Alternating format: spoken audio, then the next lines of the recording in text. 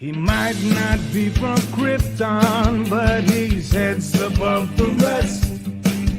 His knowledge can't be questioned. You can put it to the test.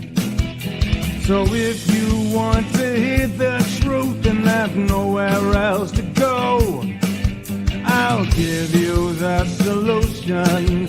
Just tune into his show and just kneel before Zod. Kneel before Zod. Kneel before Zod. Kneel before Zod.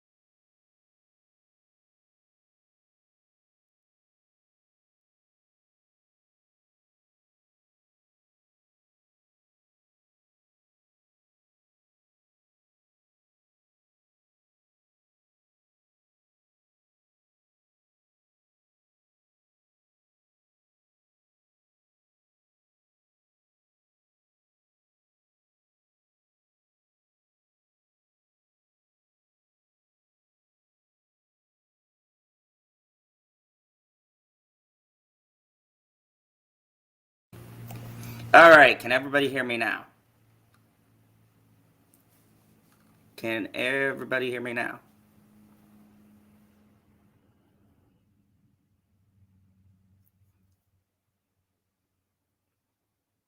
I believe I turned my mic back on. I was playing Halo, so I had to turn it off. Hey, T-Virus, what's up? What's up? Can everybody hear me? Okay, good. So, today I am bringing to you guys a impromptu review of the biggest pile of shit that I have ever seen in my whole entire... Never as a fan, even with Star Wars, was I this pissed off. This show is an example of everything that is fucking wrong with writing today. This show, there were so many people. There was so many people who bashed Cowboy Bebop. But this show to me was the worst fucking piece of shit ever concocted by anybody, ever. Kevin Smith, you are the biggest pile of shit.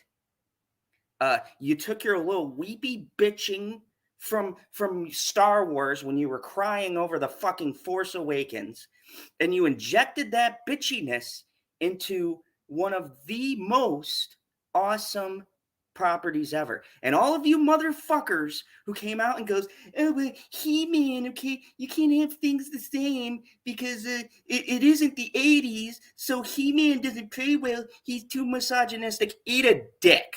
All of you motherfuckers have your own shit to watch. Why in the fuck do you have to take a property that people love and throw it down the shitter?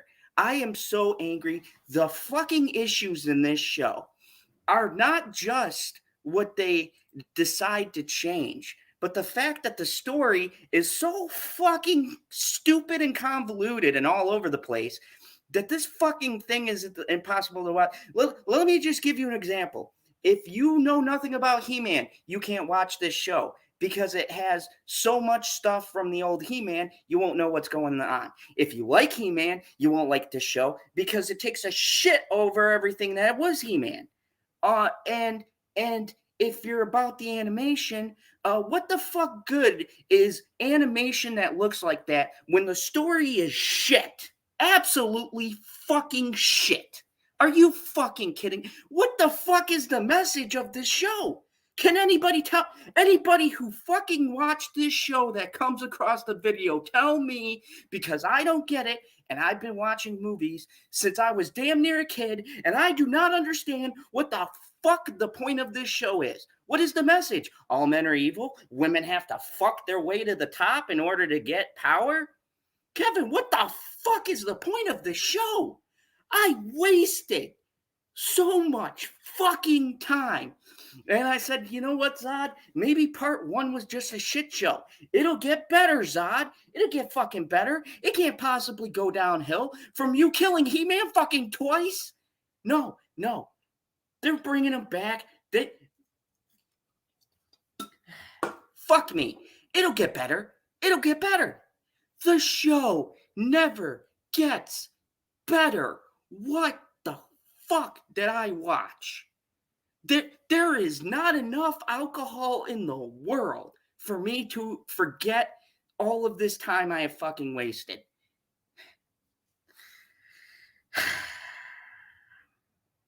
I'm broken, people. I'm fucking broken. All the articles I cover, all the shit I talk about. And I said to myself, there's not one property. It's just fucking animation, right? There's not one property that can break me this much. Well, thank you, Kevin Smith. Fucking He-Man has broken me. I am a broken villain. And if you give a shit about the show, then click off, because I'm going to spoil the fuck out of it, because I can't tell you how fucking horrible this show is unless I spoil the fuck out of it. Because this show is a punch in the dick to fans. Not a slap in the face, not a slap on the wrist, not a, oh, we're just fucking up something. This show literally punched me straight in the dick. It just, bam! Where the fuck do I begin with how fucking terrible this thing is? All right.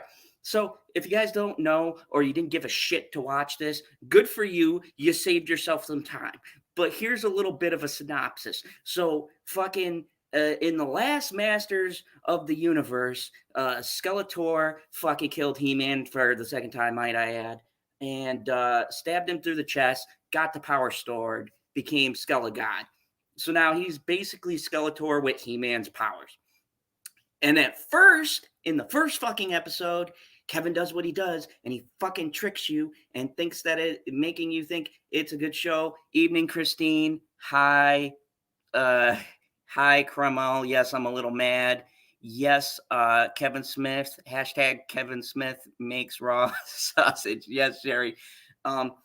Okay. Hi, everybody. If I don't get to you, I'm just angry, and I got to get my thoughts. Anyways, so hi, Annie.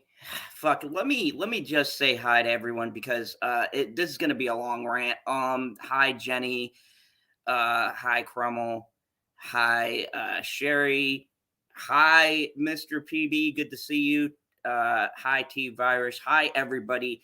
Great to see you. Much love. So, anyways, so part 1 of this shit show was that basically Skeletor becomes a god, and he has all of these powers.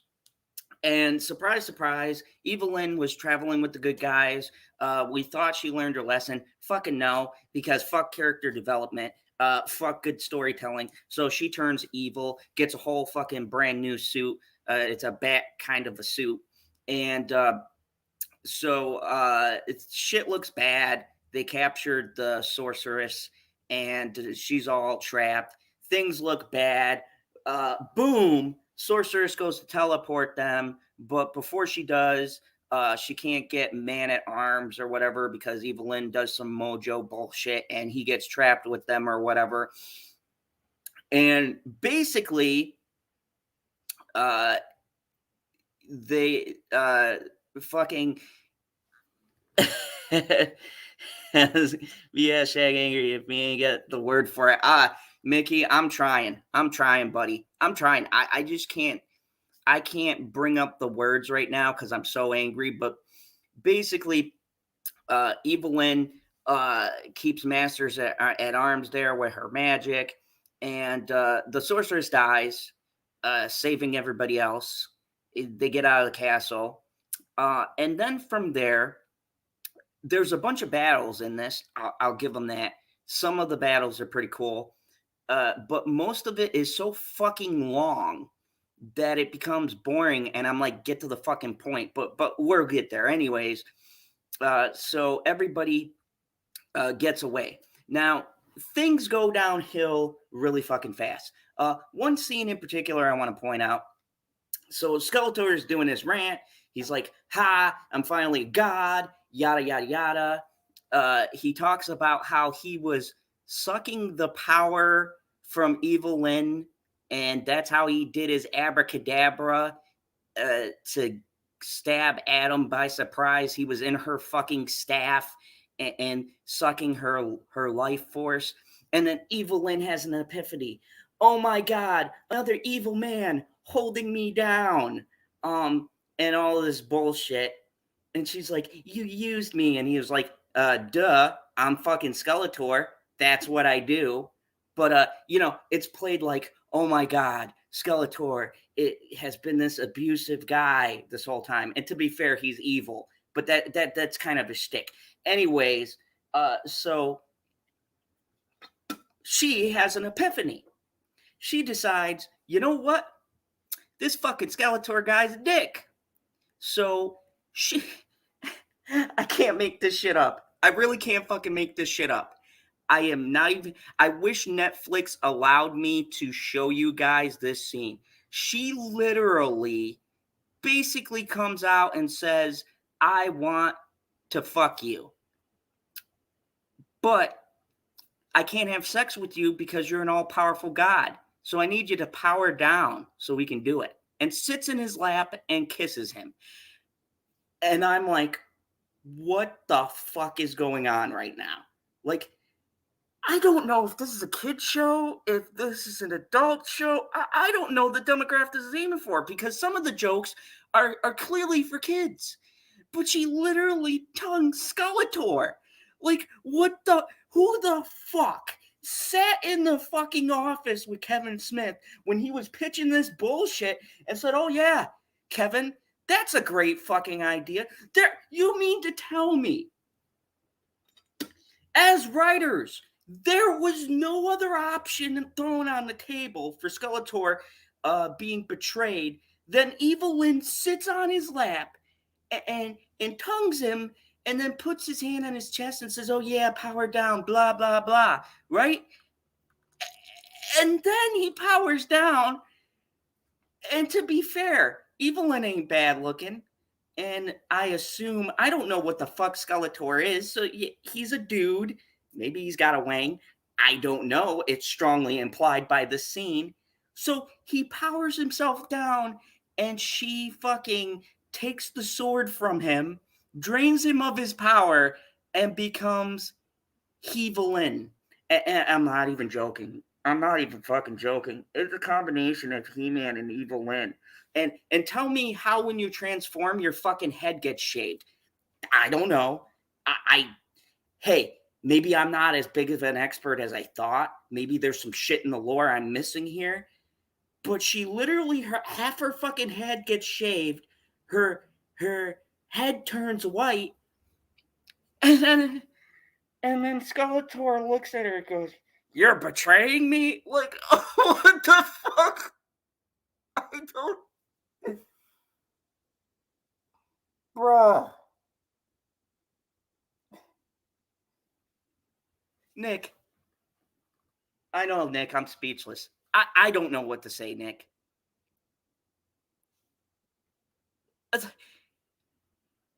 This is a TV show, Jane. This is a Netflix piece of shit. This is a Netflix exclusive. Only Netflix could make something this fucking terrible. Like, holy fuck. I watched Cowboy Bebop, and to be fair, like, the first couple of episodes weren't that bad to me. The ending goes way fucking downhill. I'll talk about that. But all in all, I found some enjoyment. This show, holy fuck. And look, I'm a fan of Cowboy Bebop, and I'm a fan of He-Man. I think how I feel, I might be a bigger fan of He-Man, but I will say this. Holy fucking shit. Like, holy fucking shit. So, let me just get this straight. Kevin Smith comes out and says, this is supposed to be empowering for women.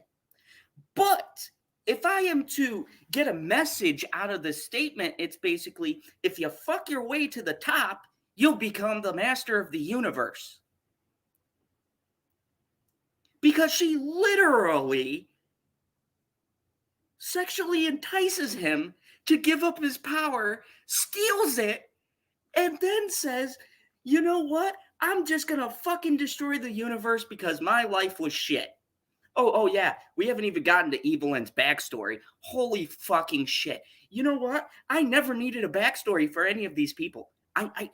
If this was the backstory that I was going to get, you could have just left it to my fucking imagination. So, oh my god. So Evelyn's, oh my god, Evelyn's backstory. So Evelyn came from a poor family. They were struggling. They had issues. So I guess things got so bad where she came from that her mom and dad tried to eat her. This is not a euphemism. This is not a metaphor. Literally, her parents tried to eat her. Hey, Sean B. Hey, Lemon Pie. Welcome to my rant. This is going to be a long rant on how terrible He-Man Masters of the Universe Part 2 is. Do not watch it. You'll get all of the highlights from this show. Yeah, Lily Potter. Yeah, I couldn't believe it either. I shit you not. Evelyn is a little cute little girl, and her parents are poor. They're starving. There's no possible way, I guess, in this universe to get a job of some sort. Because fuck, I mean, everybody else seems to have a job. Even the fucking poor people work as blacksmiths. Anyways, glazing over that, Evelyn's parents chase her around the house with a butcher knife and a fork. I'm not even fucking joking you. I'm fucking. So they did it. I'm just. They.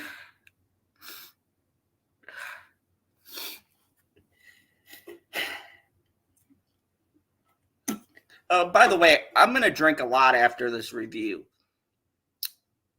I'm gonna drink a whole lot. Yeah, Christine. They fucking try to eat her.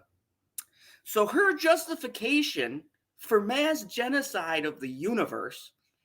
So we're not talking about she wants to like destroy Eternia. She wants to destroy the universe. She says, fuck it. All of these men and all of these things that happen to me. Fuck everyone. I'm gonna fucking destroy the universe. That's a perfectly rational jump.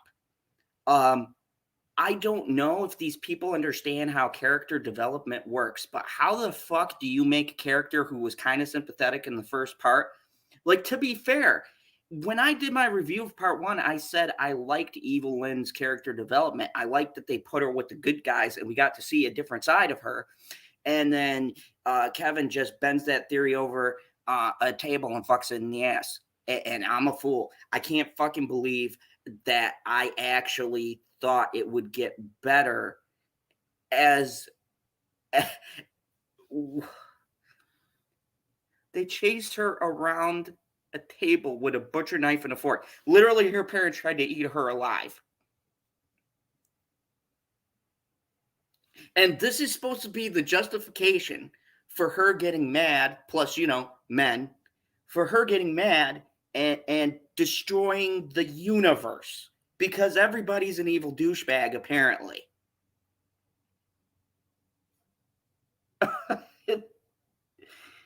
Kevin, what the... Kevin Smith, I loved Mallrats. I love Clerks. I love Dogma, Chasing Amy, tusks. I mean, this man is capable of great writing. I don't know what the fuck happened here. I don't understand. And if you think he killed people in the first part, holy fuck. He kills like everybody. Fucking everybody. Except for a few of the key characters, but a lot of main characters die. And they just don't die, okay? To be an extra asshole, he has them die. And when you die in this world, you go to Pretoria, which is like a place where all champions go if you're good. And then like hell if you're bad. Like Skeletor and on them, they go to hell. The people who are good go to Eternia, where all the warriors sit and talk and brr.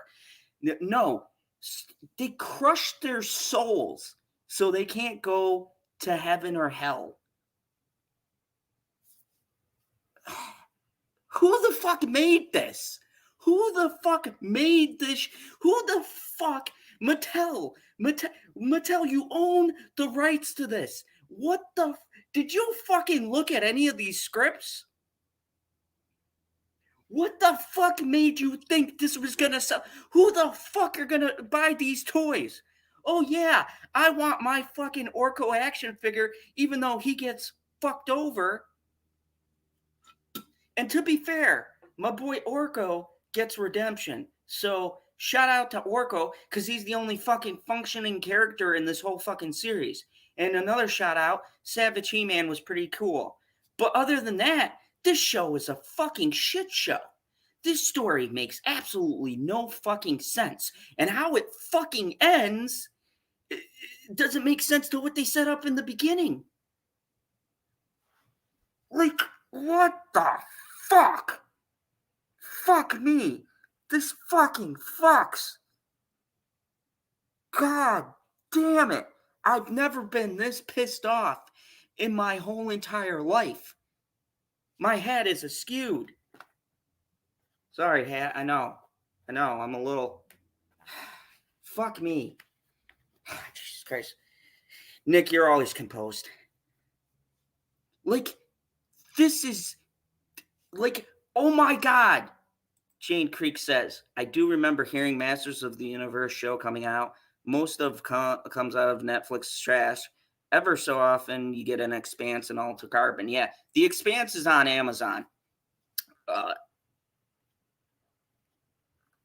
This show is the best example of why diversity and inclusion is destroying entertainment, because these fucking idiots don't know how to write proper characters.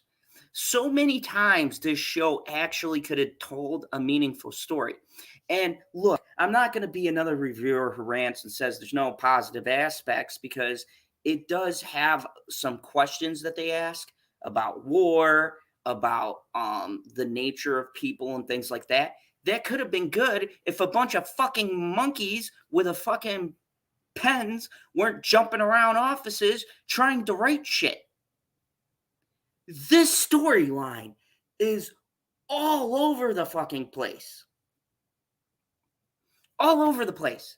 There is not one cohesive narrative in this story. And I shit you not, I think it's episode 3 or 4. There's literally an episode where everybody in this show cries. I can't make it up. Everybody cries about something. I think it's episode 4. Like, everybody cries about something that happened to them in the past. What the fuck? 26 minutes of people sharing feelings and crying. Who the fuck thought this belonged in He-Man? There's no crying in He-Man. Are you kidding me? Yeah, I'm sorry, Tom Hanks. I need to borrow that line. What the fuck?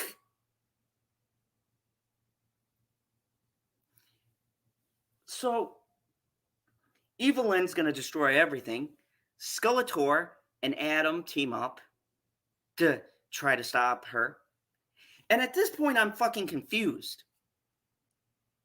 Yes, Sean B., it is a bizarre show. Because at this point, I'm confused. Because if you're peddling diversity and you put all of the male characters in the background and you prop up all your females, then why do you have Evelyn being a heartless bitch, destroying everything and blaming men? Dude, men get blamed. And this isn't hyperbole. They literally talk about and specifically say men are to blame for all of their problems in their lives. Now, as a man, look, empowerment, diversity, whatever. Okay, you want to peddle that bullshit? Fine. Make shows for it. But why, in a show that you marketed towards men from the 80s, bringing it back to He-Man, masculine toxicity, go. Yeah. Why in that show would you put a bunch of fucking guys crying about shit in their past? Never in my life have I been to the bar with the fellas, and then we get some drinks, and we go, remember that time where Mom wouldn't let me come over your house to play the new PlayStation game? Yeah, man, I wanted you to come over so bad. Fuck my family. Oh my God, and then my wife. No, we don't do that. Men cry, yes, and it's okay to cry, but we sure as shit don't cry in public, and we're not going to get around with a bunch of fucking men in a circle and start crying. Yes, Crummel, it's She-Man. It's fucking She-Man. Why is there a whole episode of crying? Why? You want to know why? Because there wasn't enough story for 5 fucking episodes. So they needed filler. So they go, hey, what should we put in this episode? I don't know. Let's put a bunch of men in a circle talking about their fucking circumstances crying, and then we'll throw the women in there so it's relatable. What the fuck? Cuties enraged me, but I kind of got the argument. I kind of did. It's a bad movie to port, but I got both perspectives. This I just don't fucking understand. I don't understand what the point of this show was. Like, and then you have the balls to come out and say this is a love letter to He-Man? No, it's not. Why? Because you threw in our favorite characters and fucking killed them immediately? I got a fucked up sense of what a love letter is to something. At least Star Wars had the good sense to not come out and say this is a love letter to the fans. They knew they were fucking destroying the franchise. They just said, if you don't like it, fuck you. I would be good with that. But for Kevin Smith to come out and say, I didn't destroy anything. I added to the mythology. No, the fuck you didn't, Kevin. You gave a shit I never asked for, shit I didn't want to know, and this show is a fucking train wreck. Yes, they all cry in one episode. It's fucking astonishing. Yes.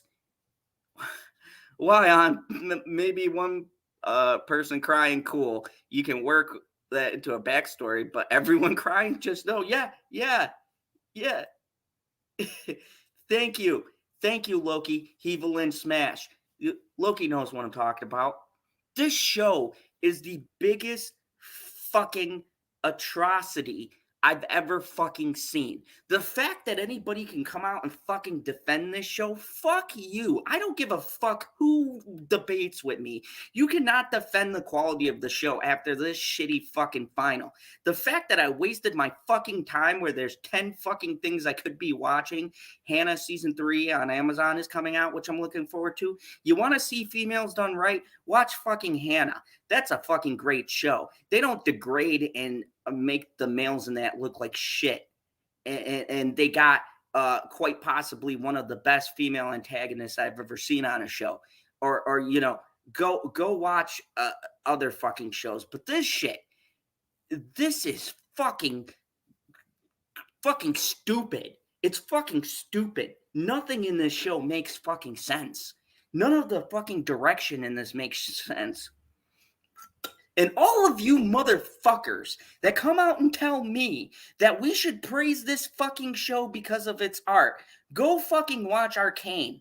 Now, there's a show that has two powerful fucking females. By the way, one of my favorite, Jinx, and my other favorite, Vi. It tells a compelling story about two sisters that doesn't shit on the male cast to prop itself up and make men feel like shit for watching something that they want to market it to. Say what you want to about League of Legends and Riot Games, but at least they fucking understand their audience. They made like a Game of Thrones type show with Arcane. How the fuck do you put out Arcane and then you put this piece of shit right next to it? Oh, the animation is great. Zod, are you just mad because they made the females empowered? I'm mad because the fucking story doesn't make sense. And if empowering a female means she tries to fuck the bad guy to get the power, then you and I have different ideas of what female empowerment is. Because I'm pretty sure any female will tell you that's fucking disgusting to promote.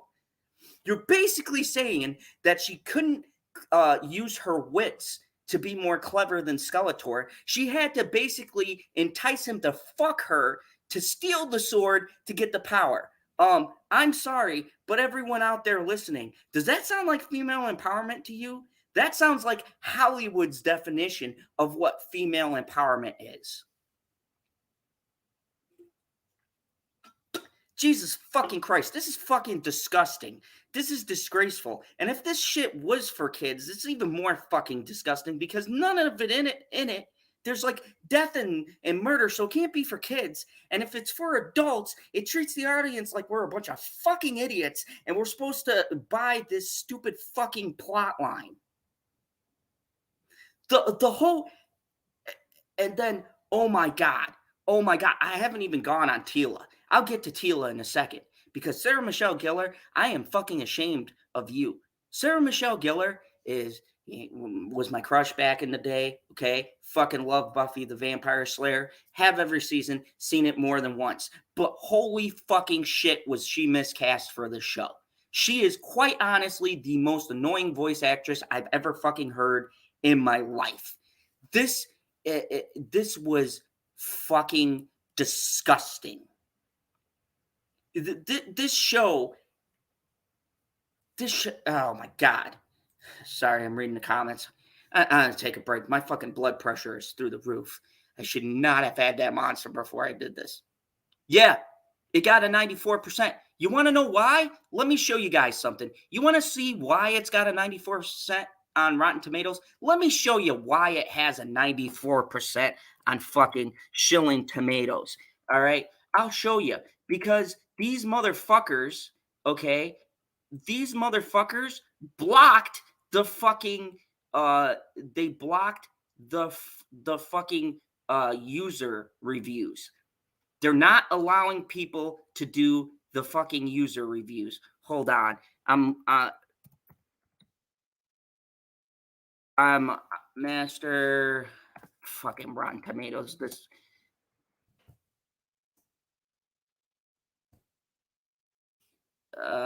Where is this? Masters of the Universe. God, I even hate their fucking system of universe.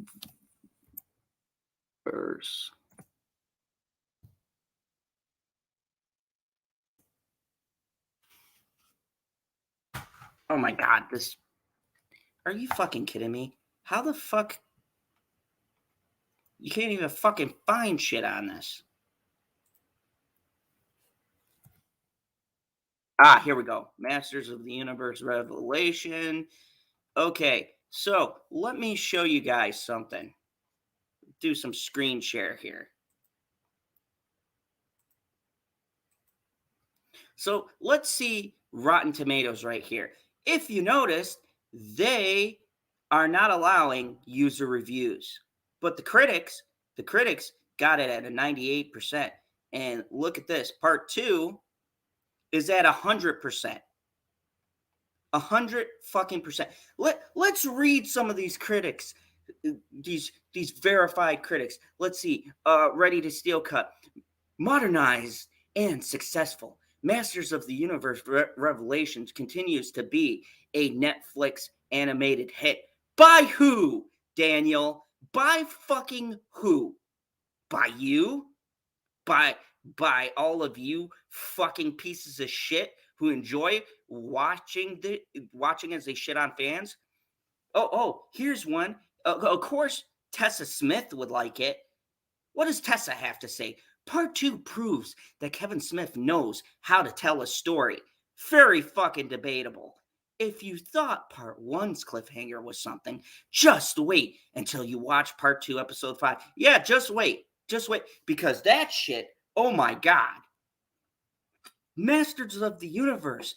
Of course, IGN, because they can't rate games and they can't rate shows. They're fucking IGN. 7 out of 10 too. That's pretty funny. For how fucking high you're praising this, you give it a 7 out of 10. I would think if it's so great, if it has rich characters and eye-popping animation and terrifically twisted tweaks to the old He-Man formula, that you would give it more than a 7 out of 10. Now, this is from audiences. I can't read this, but he feels like I do. -1.5 star. Look, they're not putting the audience score up.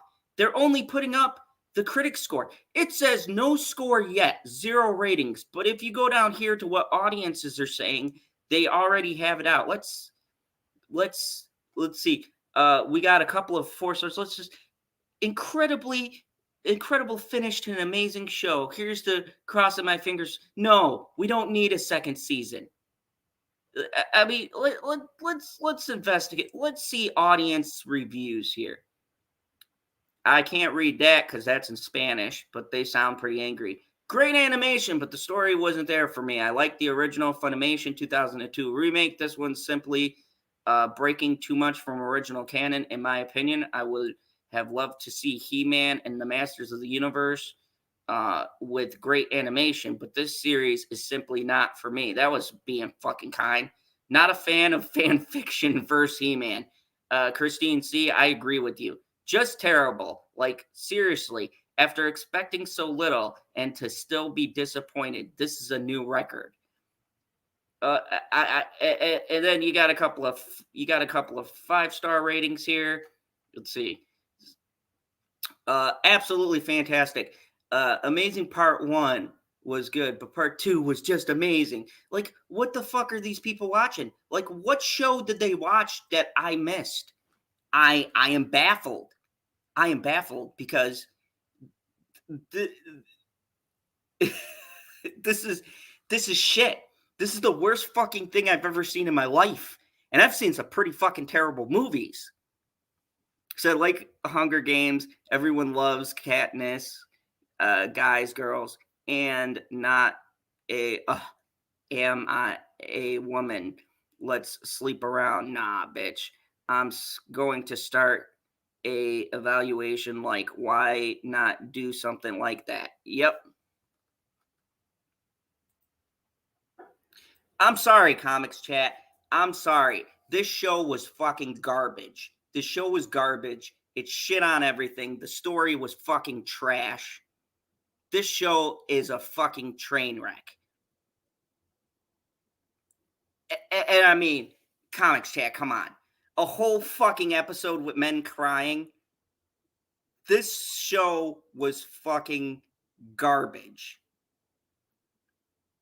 And you know what? It's not a what if, because Kevin Smith said himself this is a fucking love letter. This is not a love letter. This is pure disrespect. They killed the fucking tiger. Dude, I almost fucking turned it off after that. But no, I kept going. And I said, oh, it's going to get better. It's going to get better. It doesn't get better. It is fucking, it is the worst fucking show I've ever seen. Hold on, Comics Chat. I'll let you in. I'm always up for a good debate. Hold on.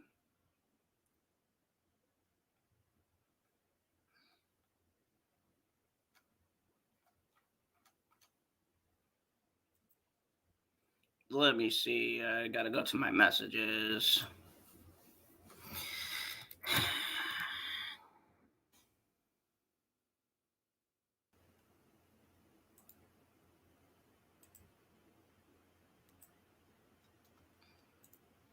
There you go. I sent you a link. No, Game of Thrones season 8 and this show are about neck and neck. Game of Thrones season 8 was just fucking rushed and terrible. But I'll tell you what, honestly, I found something that I would watch Game of Thrones over. And that's definitely, I would watch Game of Thrones season 8 100 fucking times over this fucking shit. This is fucking, I mean, oh my fucking God. Hey, what's up, man? What's up, Zion? Good to see you, man. How you been doing? Hey, good. I wish we were going back to the days of talking about fucking power. Hey, that's gonna happen again, man. Cause you see, in February they're gonna show Tommy's book. I know you're gonna watch that. You know I'm gonna watch that. I got that Yep. shit logged off of my calendar. Hey, I didn't watch Canaan. I don't really much care about that. But the Power Book of 2 season 2 came on Sunday. I'm watching that, and I'm definitely gonna watch Tommy because he's gonna be in Chicago now. So I know that's gonna be pretty interesting. You know what's funny? He's actually gonna be close to where I'm at because I'm not too far away from Chicago. Man, they filming it there, you think? So, yeah, you know, Wisconsin, Milwaukee, and all that. That's all close to. I got you. To the Chicago area, yeah. But Dan, come on. We come from the same era, man. We come from the golden age of He-Man. You can't tell me this bullshit was. Look, they can't even say it was an alternate universe because the creators came out and said this was a love letter. How is this a love letter when they fucking killed and disrespected so many characters?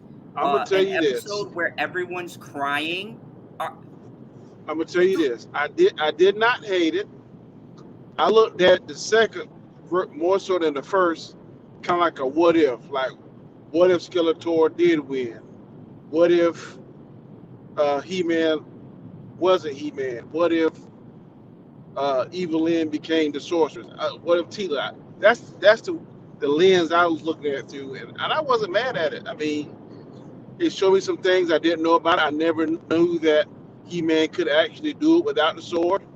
I like the different version. I'll call him the Pharaoh He-Man. That was cool how they did that. I didn't like him in two things about this I didn't like. Mark Hamill's portrayal of Skeletor sounded too much like the Joker. I didn't never see Skeletor. I always heard the Joker. Yeah, I agree with that. I didn't like that. I didn't like the fact that He-Man and Skeletor teamed up.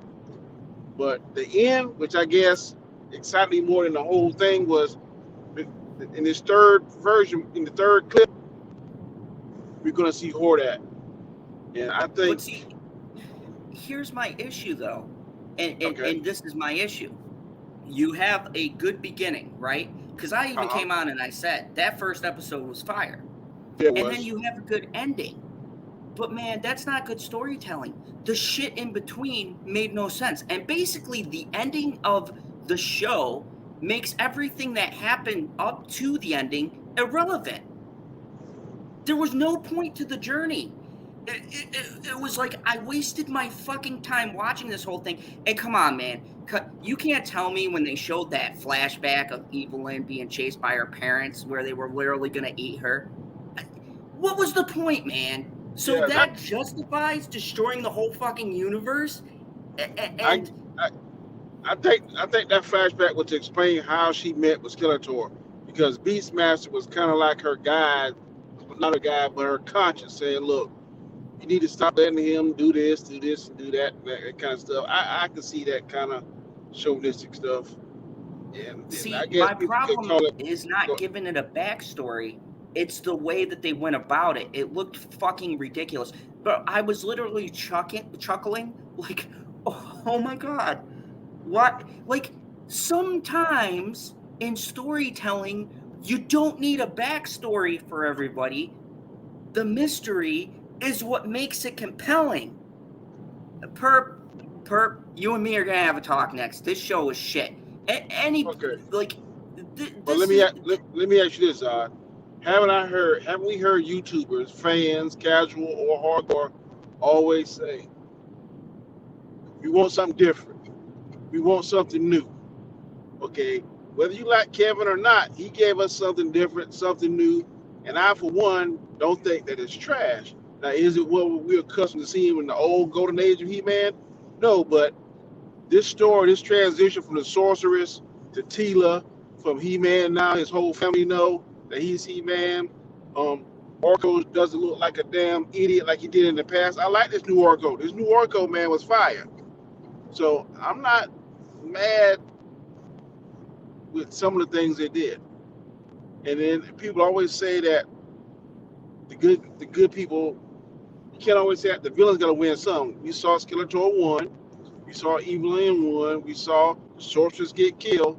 So I mean, I was compelled with some of the story. I was up and down. I didn't know who was gonna get killed next. So I my really didn't have a problem problem with it. isn't the fact that they injected something new and that they went off the beaten path. That's whatever. My problem is the story structure doesn't make sense. It's like all for nothing. The story is all over the place. The tone is all over the place. It goes from being kiddie to being adult to being kiddie again. It's a disjointed, jumbled fucking mess. I'll And give the you. biggest thing that pisses me off is that I'm not a hater of Kevin Smith, despite all these other people who come out and say, oh my God, Kevin Smith this, Kevin Smith that. I've never hated Kevin Smith. I like Clerks. I like Mallrats. I like Tusk. I like all of the shit he's done. He's a very good writer. And that's why it perplexes me how fucking uneven the whole entire story is. Nothing in it structurally makes sense. And here's the thing, it's not about changing the character and making them a little bit different. That's the issue. It's fundamentally changing the core of what the character has been established to be. Making such a drastic change with no fucking setup for it. There's no setup for how these characters flip from 1 minute to the next. Like, okay, I'll give you a perfect example. In Give me an part 1, example, because you got me confused there now. Go ahead. in part 1, Evelyn goes with the group and has this arc where she starts looking at things from the hero's perspective. I thought that was very well done. That's an interesting transition. That's a good what if, because she still had her qualities, but she was learning and growing from the other characters. You know what I'm saying? And then the next minute, she just flips and changes back on the dime. And then after that says, fuck it, I'm going to destroy the universe and everybody else. There's no point B between A and C. It just flips as if the story needs it to. But that's real life. Okay, being in the profession, I'm in law enforcement. We see victims all the time, and Evelyn was a victim to Skeletor. So when she's pulled out of the environment, yeah, she's gonna talk and sound one way. But then as soon as she reenacts with that abuser, which is Skeletor, then he's gonna bully her, and she's gonna lose her self-confidence. Like, maybe it's more me. You heard her say it. He saved me. I would have been and gave me extra power. He did this. He kind of like how these pimps pray after these young girls and stuff, and they treat them all nice and stuff until they get their confidence, and then they come away from their family and everything they had. And she had nothing. All she had, he knew that, because the key thing that set her off when he called her a gutter rat. Then she started revert back that, and then Beastmaster was in here trying to build her confidence up. And you know the saying, hell has no fury when a woman's scorned, and she was scorned by Skeletor, and that's when she said, fuck it. I got the power, I'm going to take it, and I'm going to do what I want to do with it. So I totally get that. That's real life, all day long. I disagree. I don't see the jump. It doesn't make sense. It seems more to me just so they can move the plot to that point where she could take the sword from Skeletor and get the power. What I'm saying is but the groundwork wasn't laid out properly. She had an arc change, like you said in the first one, and I agree with it. But it's just like what Beastmaster said. Once she got that power, the power corrupted her, and that's when Beastmaster said, "You remember he said you sound just like him." So it wasn't her, and she was making a change. But when you got all that power, you can do whatever you want to with a single thought, a single snap. Don't you And think that how might she change you and make you depowered a little crazy? and how she and how she and how she depowered him. Come on, there's one thing that pisses me off. And look, That's real life. we all know about Men, the politics, men okay? think with the wrong head. No, but here's the thing. That just doesn't make sense. Skeletor, throughout history, he's not interested in that. He's never been interested in that. Once again, it's just something that feels like thrown in to move the plot along. There's no logical sense for that. He's never I'm showed not saying interest ever, and then all of a sudden he's like, "Oh yeah, Evelyn, let's get it on." You see what I'm saying? The jumps feel like jumps of convenience to move a story along, as opposed to logically getting from point A to point B. Look, the portrayal thing was fine. I think it could have worked, but how they executed it is the issue. It didn't make sense, especially knowing Skeletor is what is the things he wants to fuck. It's not women. It's he wants to fuck people over and have power. That okay, he doesn't have those kinds of those things anymore. He's not even human. So but there's you nothing to hold. defend that change. That's the stupidest thing. Like, okay, here's what worked with him stabbing Adam and why I didn't have a problem with it, right? That was a totally Skeletor thing. He sucked the life force out of the orb, he waited, and then bam, jumped out, stabbed him in the back. That was fucking fine because it made sense. Yeah, Skeletor broke his essence up. He's been shown to do that. And then he hit himself in the staff and then surprise, motherfucker, and stabbed him in the back. That's a very Skeletor thing to do. I never had an issue with that. As a matter of fact, I argued with quite a few people like, no, that makes sense. That Skeletor would totally do that. That would be his one up. That all made sense. But I have no problem with that. you're telling me I, that she couldn't do it any other way. She couldn't wait for him to like put the sword down or something like that. It's fucking stupid. She seduces him. And what does that say about women? If this is supposed to be empowering, basically the message I got from that is, hey, if you sleep your way to the top, you'll get a powerful sword and you can destroy the fucking universe. that's It's one way to look at it, asinine. but that's one way to look at it, Zah. But guess what? That happens in everyday life. That happens every day. You can be the most brilliant man, powerful man, but if you got that weakness, and a lot of men, heterosexual men do, a woman come to them But the he's right not a way, the right man. situation. He's not Okay, but human I'm saying anymore. you, but you He still doesn't, he's grasping been on that. established, You he's clearly said a bunch of times, even in this fucking show, the only thing he cares about is power. Him fucking Evelyn apparently, doesn't get him anything except for, apparently her, that I wasn't guess. true because, of course, they couldn't say that in the 1980s or 90s because it was more kid friendly. This has an adult edge to it. So But this see, could I be don't also mind this could adult be edge if it's done right to make sense. The adult edge that comes in is just more for shock value as opposed to substance. Okay, I have nothing wrong with shock value, but here, and you know this from watching Game of Thrones, they did the same uh, exact mistake, and it's a mistake we see constantly in media. Rather than having an intelligent, coherent story where you can put the shock value in and it makes sense, they just want to throw a shock value and a twist just to make somebody die or to have a shocking moment. There's no substance to it. Look at okay, but they take did. Game of Thrones with the Red Wedding, right? That was Uh-huh. shocking. They killed a bunch of people, and we were and I know you were like me. Everybody was like, "Holy shit!" They literally wiped out a whole house and a bunch of main characters, but it was so beautifully set up, right? And then you go to like season 8, and the shock is, oh, Ariana kills the Night King. You see the difference in the writing, and this felt like more of the same. Like, there's nothing wrong with putting in something different or putting a unique twist and spin on something, but it's all in execution. And you told me everything I need to know when you said the last and the first, right? Episodes, those were like, bam, you got your bang for your buck. But see, that's not the issue. The issue is all the shit in between to get to the good stuff that doesn't make sense story-wise. And I mean, everyone talking about their feelings and a whole episode of people crying. What the fuck?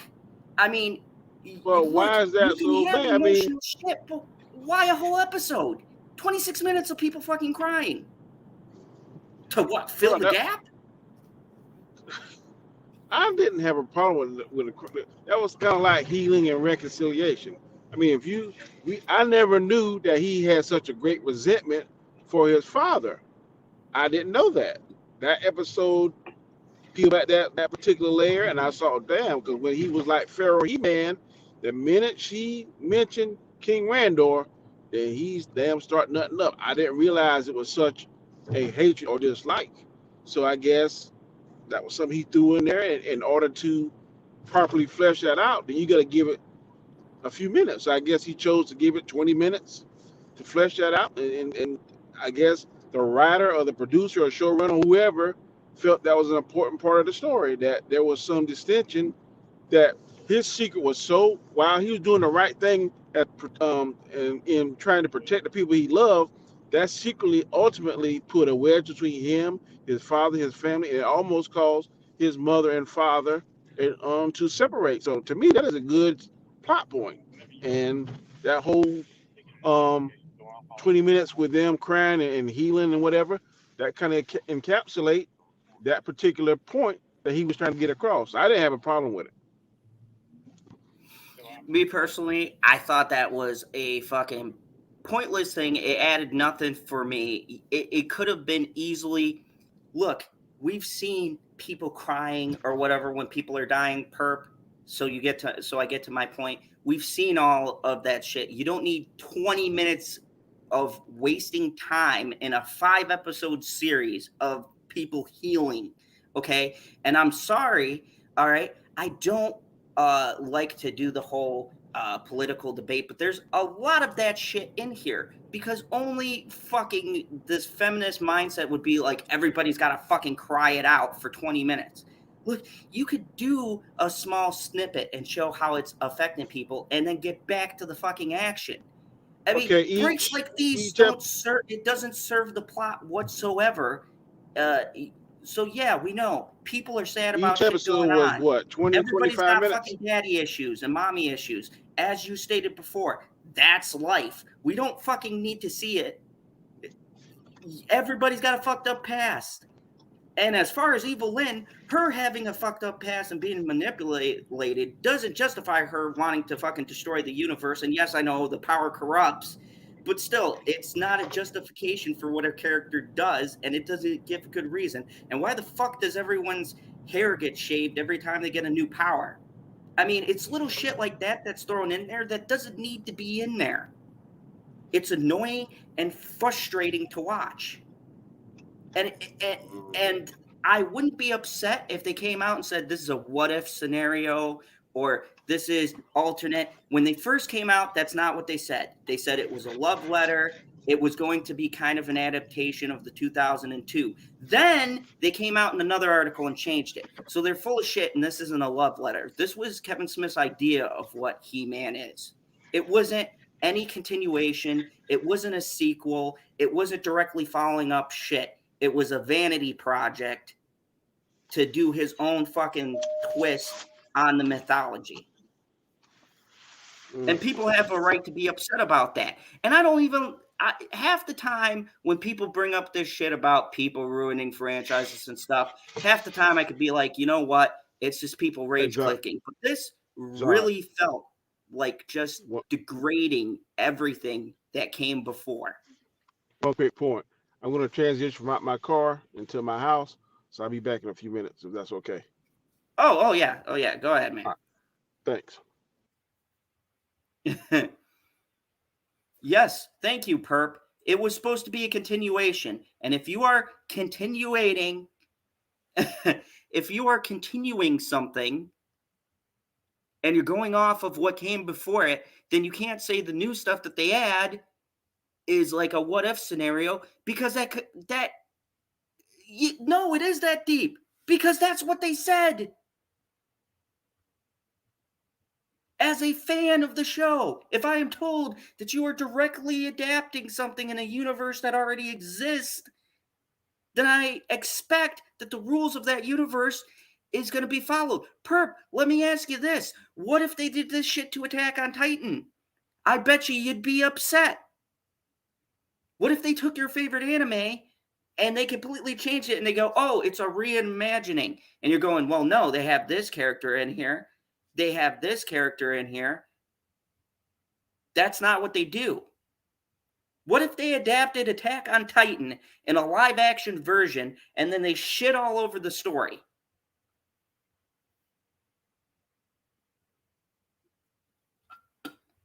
Perp, I didn't want to watch it. I thought maybe, just maybe, people were over embellishing.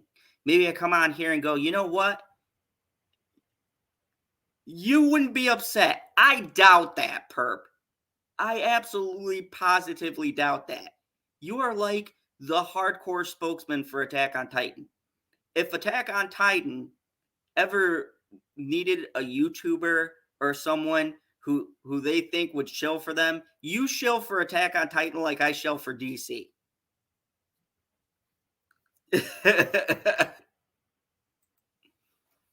I thought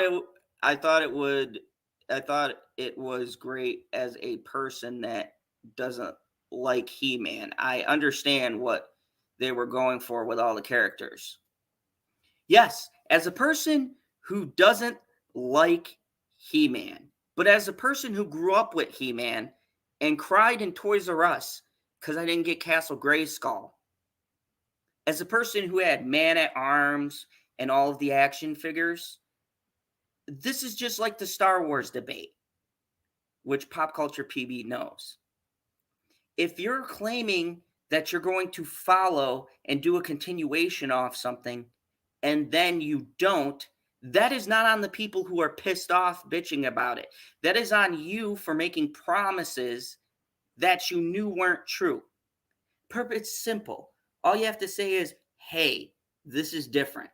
If you don't like it, too bad. Don't watch it. I'd have been fine with that. Out of curiosity, I probably would have watched it and would have been like, hey, you know what? They already said this was going to be different. It's different. I don't consider this canon in my head, and move the fuck on.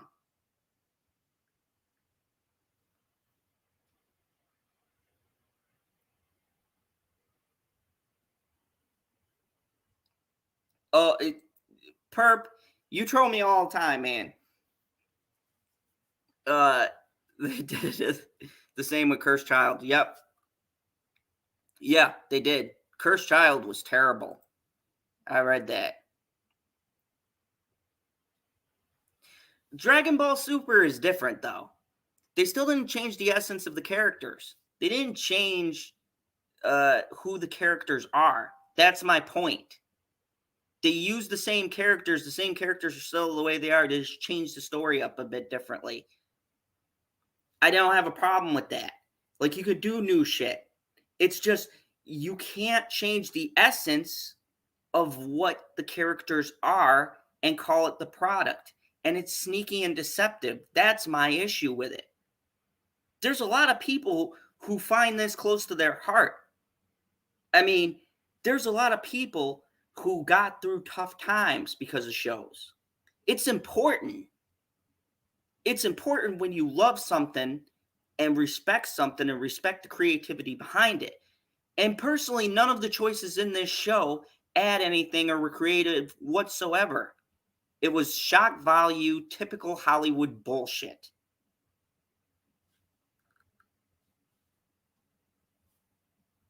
Yes, I agree, PB. Movies are not the series.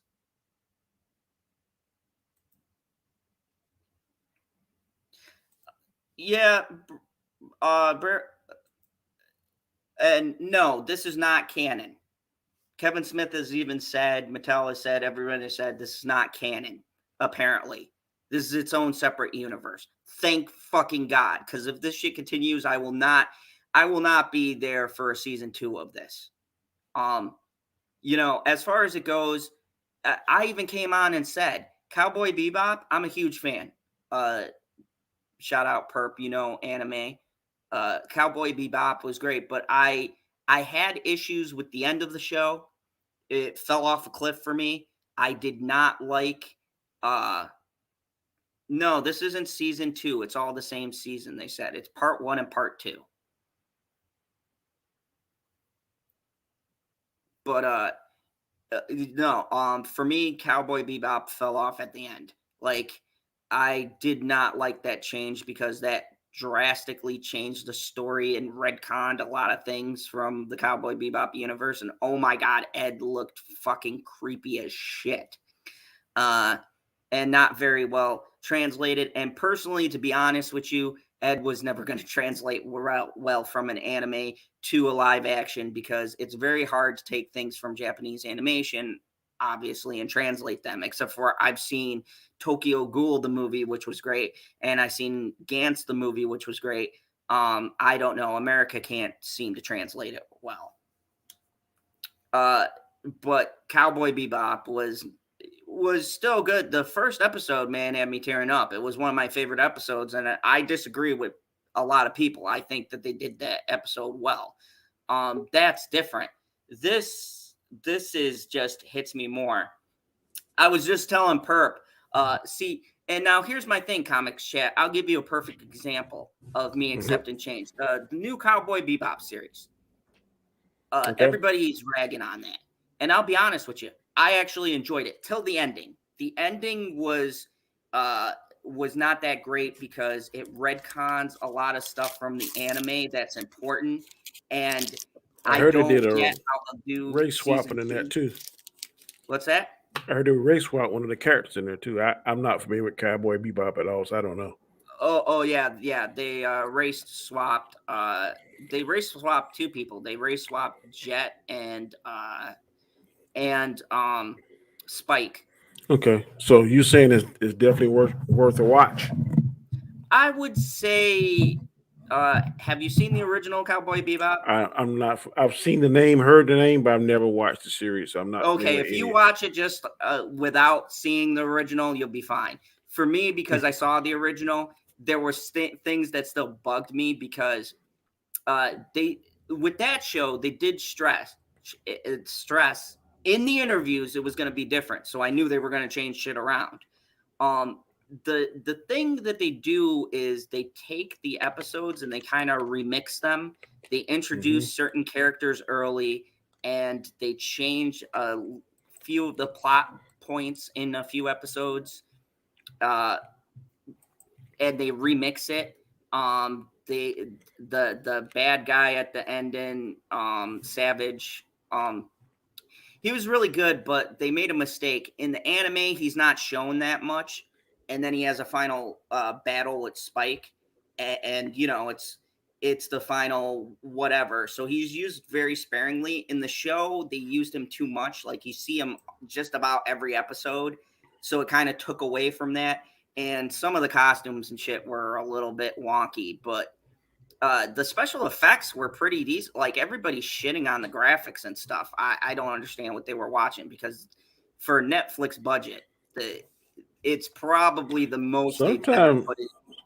Sometimes Netflix does some good stuff, because I believe A Wheel of Time is on Netflix. I watched that, man. It's pretty good. Oh no, Wheel of Time is on Amazon. Everybody's been mixing up Amazon. Yeah. Amazon.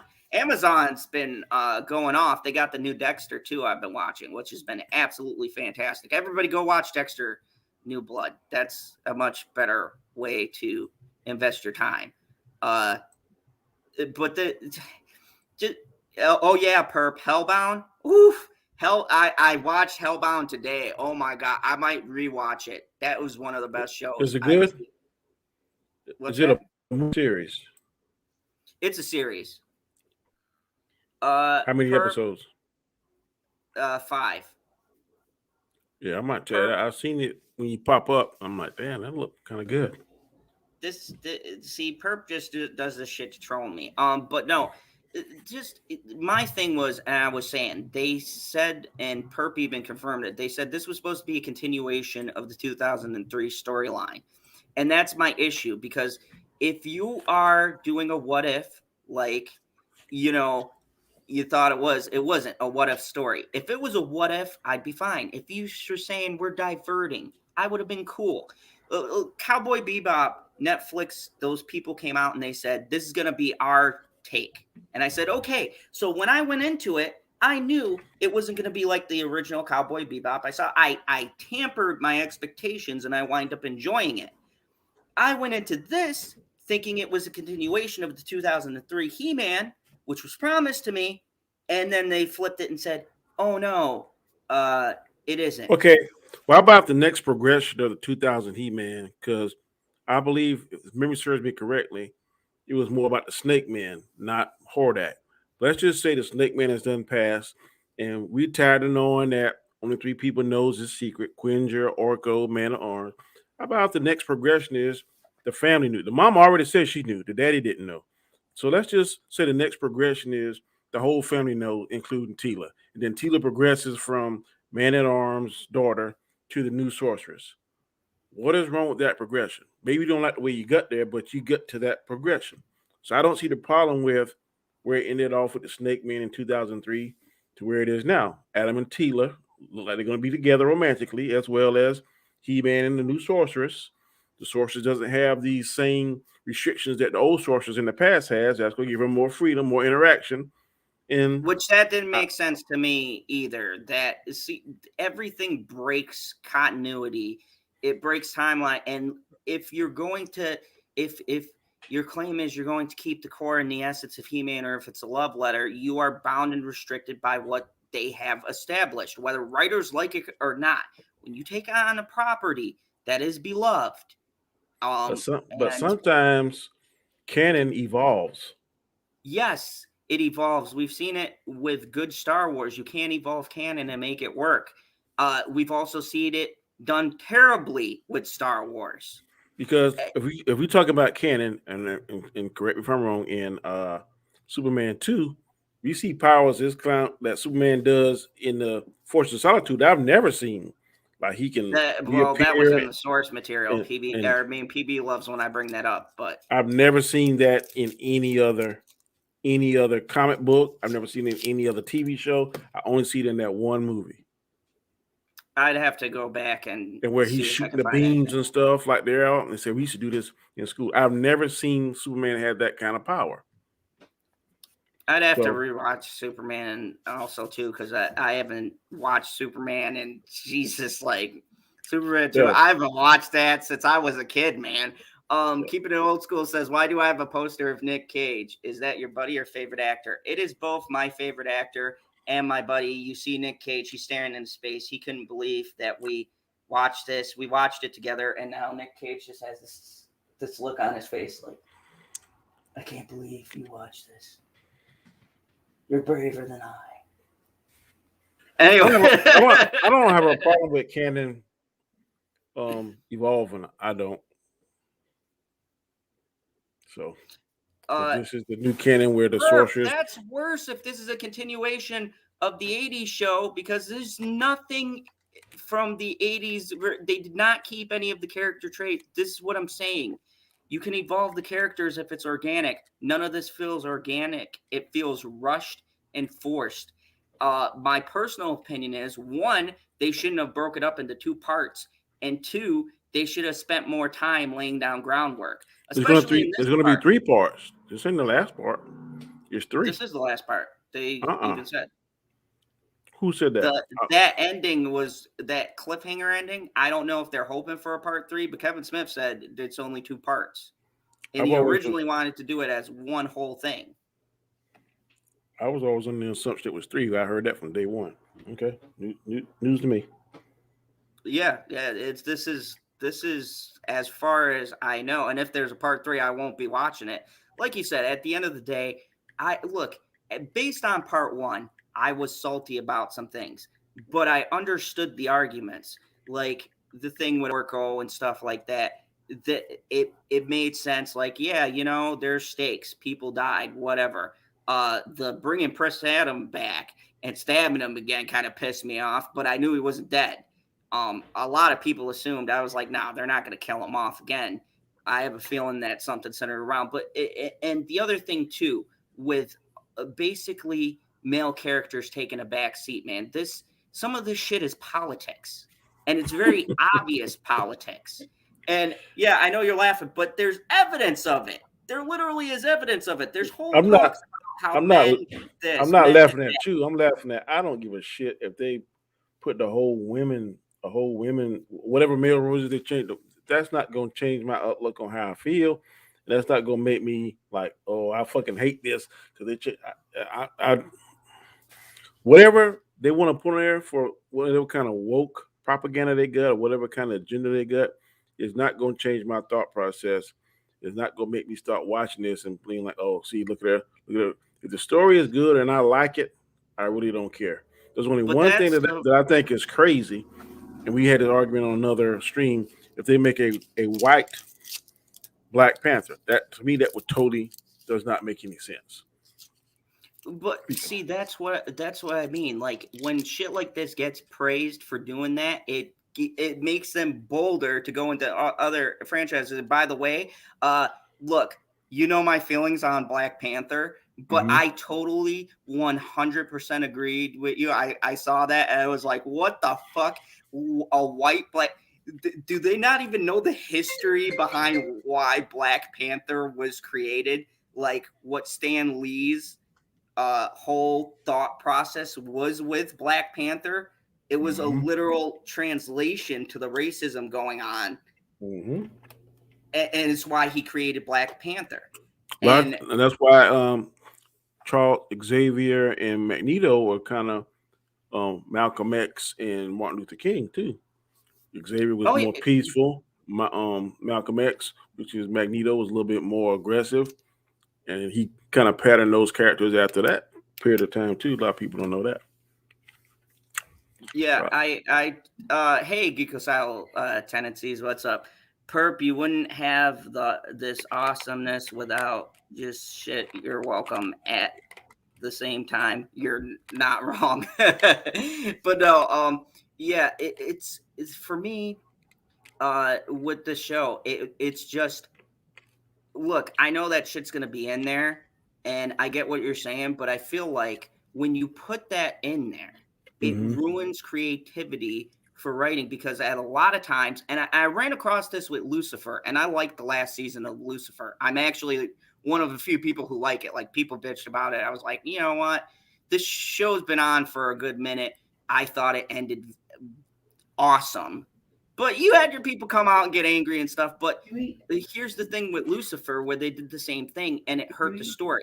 Okay, Oh. so uh, in Lucifer's story, his brother becomes a cop to fight corruption, which is that's whatever because they got to make a statement about corrupt cops, and then winds up becoming God, and it just destroys the whole storyline of him being a police officer. And this is my issue with politics being in shows because they make these storylines and they force them in, which destroys the whole context of the original story. It's terrible writing. Uh,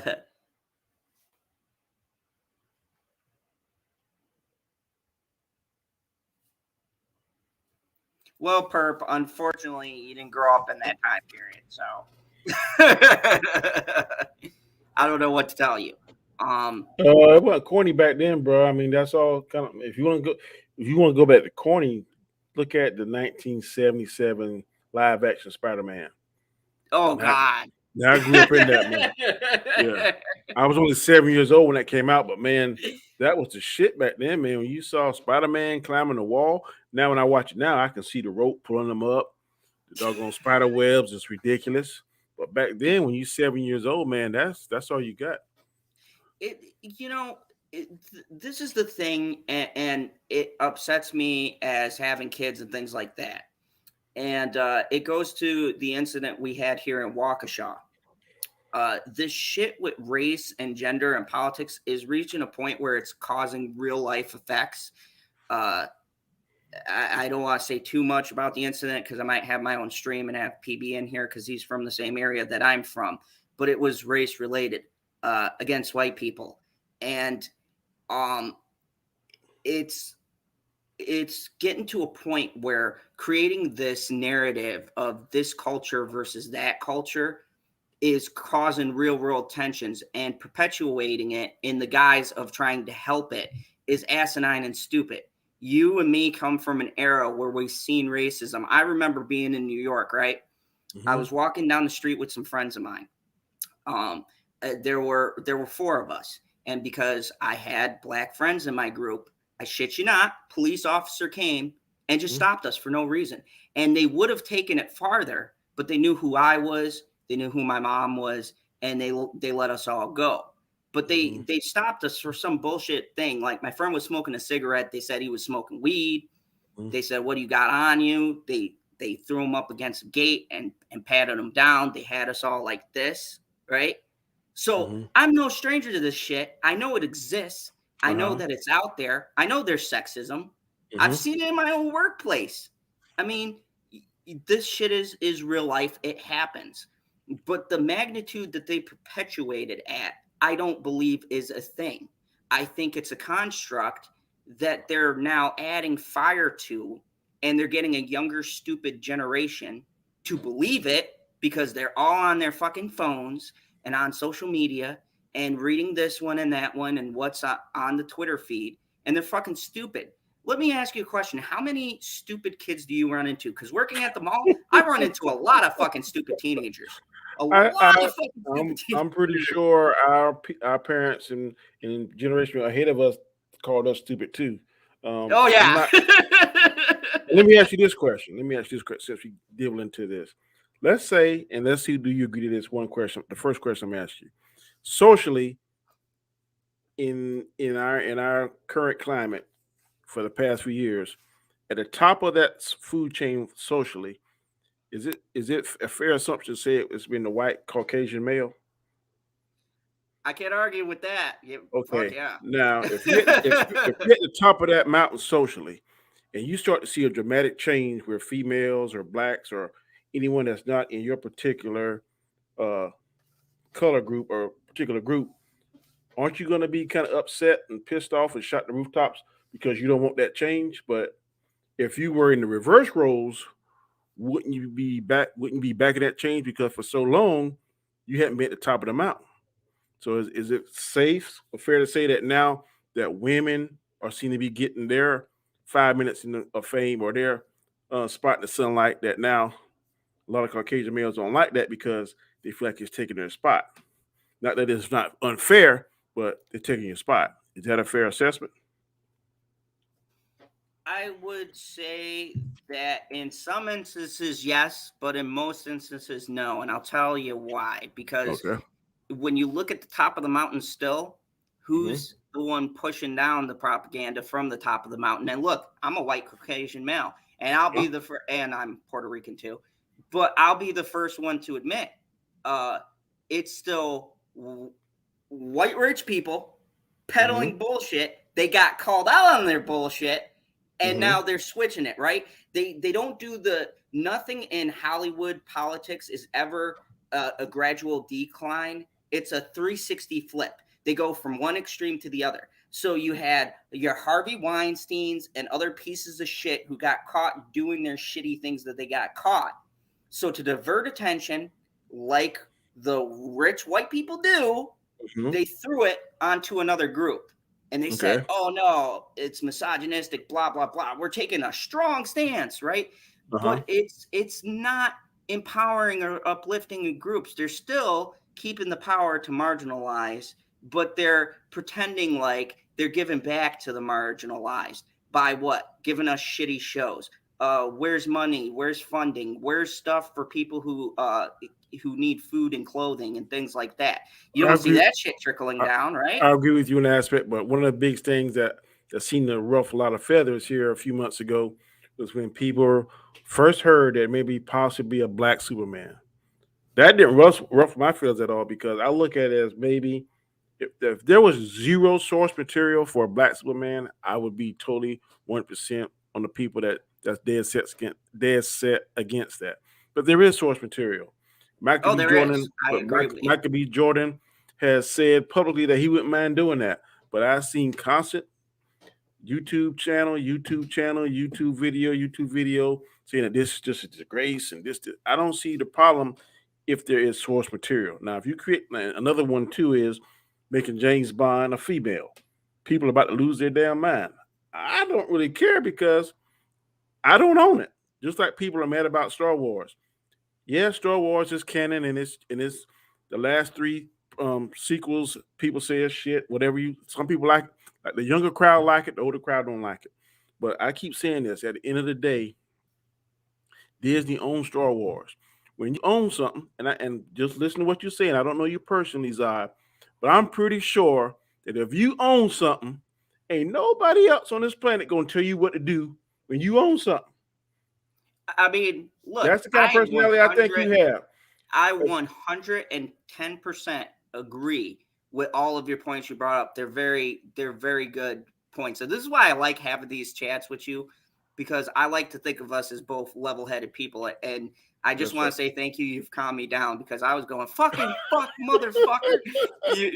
So I'm glad to get off of the He-Man thing because I think we're forever going to be on an impasse on that one. But kind of like Ghost and Tommy. Hey, we all know Tommy was the best character. Nah, so, I can't say that. Be a Tommy hater, but which one I don't died? hate Tommy. I don't hate Tommy, but I didn't want them to kill Ghost. That's all I'm saying. I don't hate Tommy. Look, man. It's kind of like Batman and Robin. Nightwing gets killed, man. You don't want Nightwing to get killed. No. I'm sorry. Tommy was Batman. How many times did he save Ghost's ass? I'm just saying. How many? There was one whole season, man. How many times he did? The whole season, man. He didn't tell Tommy nothing, and he saved Tommy ass from everybody. From what was that big drug dealer name? Hefe, whatever. Yeah, Hefe. Man, Ghost orchestrated that whole thing, man, and they had him like, who killed Ghost? Shit, Tommy. Ghost saved Tommy ass that season. Now I ain't saying Tommy had to save Ghost. I ain't gonna say he didn't. But both, man, it's about equal, bro. If you gotta count body counts, shit, both of them up there. For crying out loud, he even took out his own girl for him, and he loved her. Yeah. You know what I mean? I'd hate to piss off either one of them. Let's leave it like that. If either one of them get on your trail, it's a bad day. Thank you, Deanne. I really appreciate that. That you're enjoying the conversation. But going back to what we were saying, I'll be honest with you too. I told people I thought it was fucking stupid they were getting mad with Black Superman 2, because like you and me, we both read the books. Mm-hmm. And Black Superman was the thing. He's on what Earth was it? It's Earth, I don't know the Earth, but it was Calvin. What's his thing?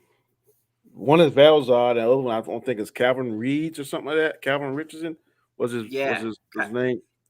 And he was the president. Yeah, so I don't have no problem with that. We might as well. We had a black Look, everybody said Obama was the first black president. I disagree. If you watch 24, Palmer was the first black president. And Kiefer was saving him for like 4 seasons. I love that. I love that show. Oh yeah, that was good writing. But no, I agree, but with what you were saying, but here's my issue is that when you look at the Black Lives things and everything, and I did research on this, right? Look who the people who are in charge of the organization. It's a white woman who's running the organization. You can look it up on their website. They have the co-founders or whatever. But that's what I'm saying. This progress that they're talking about is not real progress because it's still being propaganded by the people who are up top. If you really want change, then the people up top have to, instead of pushing narratives and constantly saying female empowerment and stuff like that, they need to actually give people the opportunity to have the power, right? Just like we'll reference it to He-Man, being that this was originally a He-Man review, right? You got to give people the power to be able to wield it and make the change. And it might not go well, but at least you can say, hey, we did give other people a chance. But they don't. It's the same people. And these same people are trying to make other people feel guilty about what they like because they get called out on their bullshit. After Harvey Weinstein went down, that's when we saw this trend of this shit. Since 2016, we saw this trend of them constantly, continually going downhill to over course correct a problem that wasn't everybody else's fault. It was their own misdoings. It was them being called out on their bullshit. And see, this is why I stopped arguing about this with other YouTubers we know, because at the end of the day, right, I think we can both agree this is all a smokescreen, right? While they're doing this shit over here and pissing off fans, they're really doing worse shit over here, right? I mean, that's why I cover Johnny Depp and Amber Heard. Look at that case. The media preemptively got behind her, and now all this evidence is coming out showing she is indeed, without a shadow of a doubt, guilty. Like, all of the evidence is overwhelming. No one can look at the case and go, oh, no, there's a doubt. No, there's a clear guilty person and not guilty person. But who did the media back? They backed a strong, empowering female talking about abuser, but they never thought for 1 second, what if someone claims they're abused and they're not?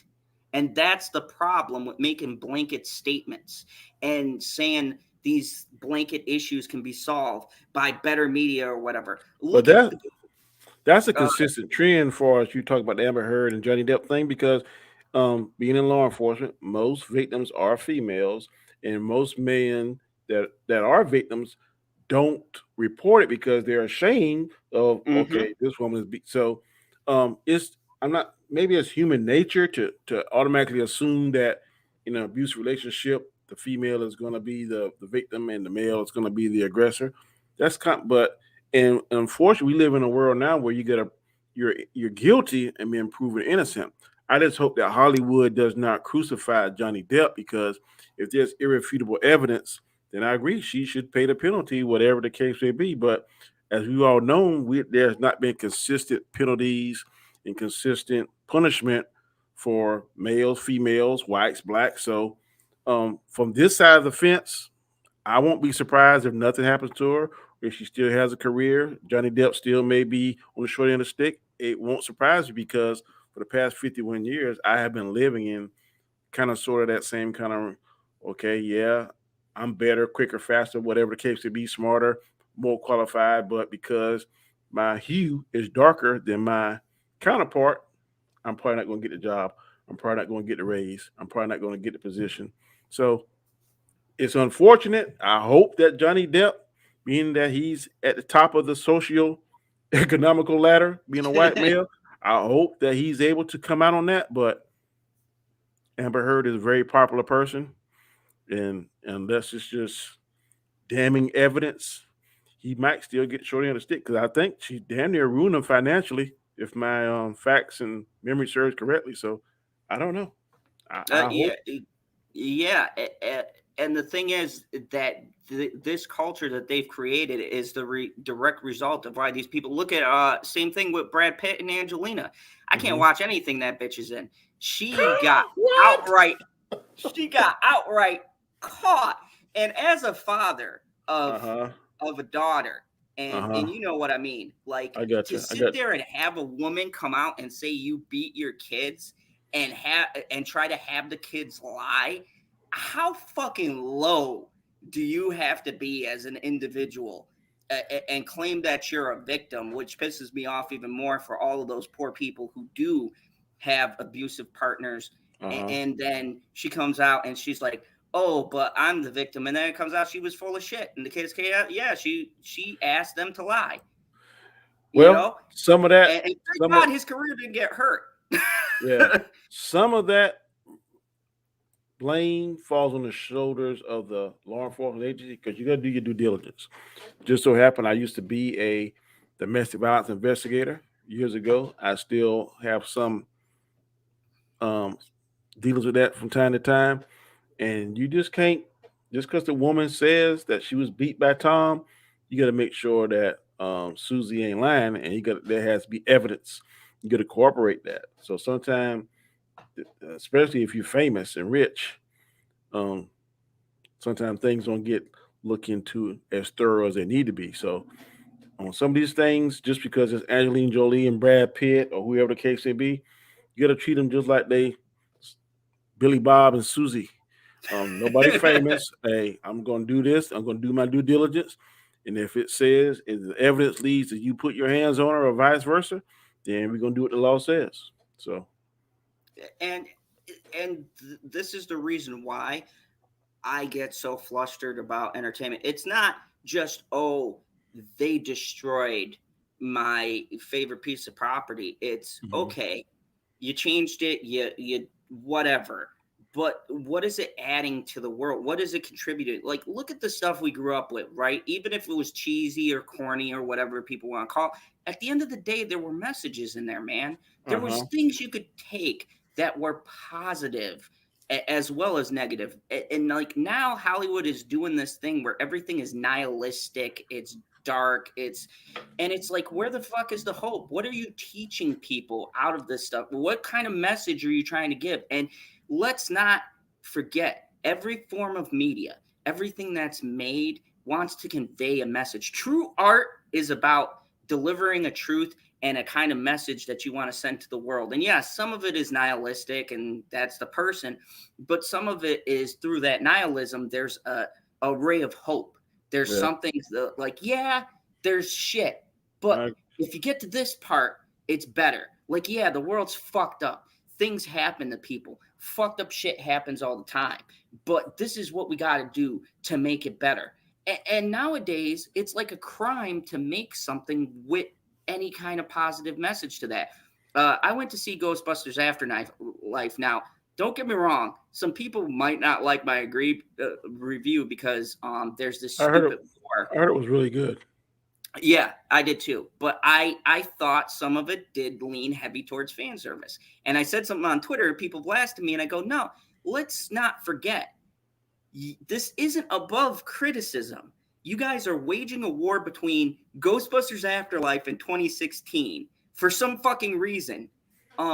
Why not just forget 2016 exists? Afterlife was good on its own. I do think that some of the stuff they threw in was a little bit too much. Like the whole the thing with the state puffs being small, it was funny, but it doesn't add anything. That was just clearly thrown in there. There was nothing really added to the plot from that happening. I get like shit was going down and the whole town was, all of these things were waking up or whatever. But I felt like some things lingered on too long. But overall, I thought it was a good movie. But my problem with people's reviews are, and I think this goes back to the He-Man debate, right, is that people are not objective one way or the other. They extremely like it and don't have very valid points, or they extremely hate it and don't have valid points, or they want to pit two things against each other just to prove one thing is better than another. Yeah. And really, what does that gain? Just let the numbers and the revenue speak for itself. If it's good, it'll get renewed. If it's not, it's a piece of shit. I honestly don't think this will get another season. I'll be perfectly honest. Going back on what you said, is it the movie's duty or is it the fans' duty to search out movies that going to deliver a message for a ray of hope, whatever? Because I mainly look at movies now as entertainment and escapism. I'm not going in looking for a message. I'm looking for something that from an hour and 30 minutes like Venom 2 was to 4 hours like Zack Snyder's Justice League. I'm looking for escapism, not worried about my problems. I'm going in there, man. I'm going to get caught up in this story. And I'm walking out. The first thing I ask myself when I walk out of any movie, did I just waste my money? If I feel like I waste my money, then I kind of put it in a different category in my mind. If I didn't, then that's when I like to talk about it and break it down. But if it's something that I like, I want to talk about it maybe multiple times. Like I'll talk about He-Man with you today. I'm going to do a video myself. I'm probably going to talk about later on tonight on chaos conversation, no, the chaos list with Anzo. I do every Tuesday. Yeah, I'll probably talk about it again on Rob Storms. So I'm going to talk about this multiple times because I like it. But if it's something that I don't like, or if it's in that category in my mind where like, yeah, I feel like I waste my money, then I'm not going to discuss it. So the lens I go through with movies now is escapism, entertainment. Did I waste my money? I'm not necessarily looking for a message. I think you. I PB think you. said, PB said, CLJ wasted my money and time. Fuck you, Ryan Johnson. But you know, Star Wars has such name power and such a cachet. It don't matter. I guarantee you, PBJ, at the next Star Wars movie, you're gonna go watch it. I'm gonna go watch it. You probably gonna go watch it because it's Star Wars. I don't think I that's mean, never gonna no, work. I'll be honest with you. I went on a Disney cleanse. I haven't watched anything Disney except for I did watch Shang-Chi. I did watch Eternals because I wanted to get my own take because everybody had a wildly different thing, and I love Eternals. I hated it. It was a boring waste of time. Oh my god! No, that is the It was groundwork. the That's the worst. groundwork for the next evolution in the MCU universe. You gotta look at it From like what that. I hear from the box office totals, it's not going to be Okay, much groundwork for it. That thing but fell off a cliff. okay, that's two things. First, it's still a pandemic. That's gonna mess with the money, no matter how good you are. Venom 2. And also, it's That gonna argument gets blown up by Venom 2. but also it was kicked out of one part of India or something like that. I think, and I don't think it made it to China neither. Those two big markets. Neither did. If I remember correctly, there I was think another Venom. movie that I didn't, think Venom went and to it China. still made money. I think I'll Venom look went it to up, China. but See, Shang-Chi, Black Widow, and Eternals did not go to China. That right there is and going to hurt it. Shang-Chi did well, and even Black Widow is debatable. That one you can't really get good financials on because Disney Plus numbers. So who knows? And Yeah. then the lawsuit with Scarlett. So we don't know exactly how much that took because they're saying some of that revenue went to her. But yeah, I would say that I'll be honest with you, Shang-Chi, that was fire. I love Shang-Chi. I don't care who thinks that movie. Oh, the movie was good. It movie reminded me a was lot of off Dragon the Ball Z. So chain. I said, shit, see if they're doing it here. Y'all can make a Dragon Ball Z movie because some of the Dude, movies the thing were with very similar. look, With the okay, dragon. spoilers for anyone who haven't watched it, click off. But the thing with the dragons and shit, like, dude, that was like that to me. Goku on Snake Way. You know, here's my problem with the Eternals, and this is a purely objective review. Okay. And I'm not going to say I feel with He-Man, because to tell you the truth, the Eternals, I never really dug the comics either. So I'm not really invested in it. From a film standpoint, the problem with Eternals is it does too much for the time that it has. And I agree with some statements that it could have been good if you made a series of it. That should have been a Disney series because they don't focus on all of the characters enough for you to build an attachment. So when something happens, and I'm sorry, the love story was absolute trash. Like, I mean, come on. Did you buy they had chemistry? Come on, man. The love story part, I wasn't. Loved each other for eternity. The whole story hinges on their love. Not those two, but I could see what it. I was okay. I felt kind of back and forth because the one guy, I can't think of his name, that could control the people's minds. I did not like him at all at the beginning. I was like, God, I hate him. But then as the movie progressed, I started cheering for him, man, especially when he walked out on him because he said, man, all this damn war stuff. Now, the biggest thing to me that didn't make sense is why would you make an Eternal with any kind of character flaw? Why would you make one deaf? Okay, you can make all these synthetic people, so why make them that she couldn't hear? Or and I'll see you later, Rebecca. Yeah, see that it was just little things like that, and I'm sorry, it was slow. Like the battle scenes weren't even that engaging. Like it was Icarus a better Superman than you? That looked like a generic Superman, like a ripoff. Like that ain't my Kal-El. A lot of people that ain't my nemesis. A lot of people say he was better than the DC Superman, and I definitely think the Flash, that girl that played the speedster, She's better than Yeah. any Flash I've seen so far. Oh, but to be honest, I've never liked the Flash. Like, it's never been my character. So I'd say any speedster is better than him. To be honest with you, I like Reverse Flash a hell of a lot more than the actual Barry Allen. Yeah, I think Yeah, you Grant. got a thing for bad guys, don't you? Welcome to the channel, Mr. Zod. Yeah.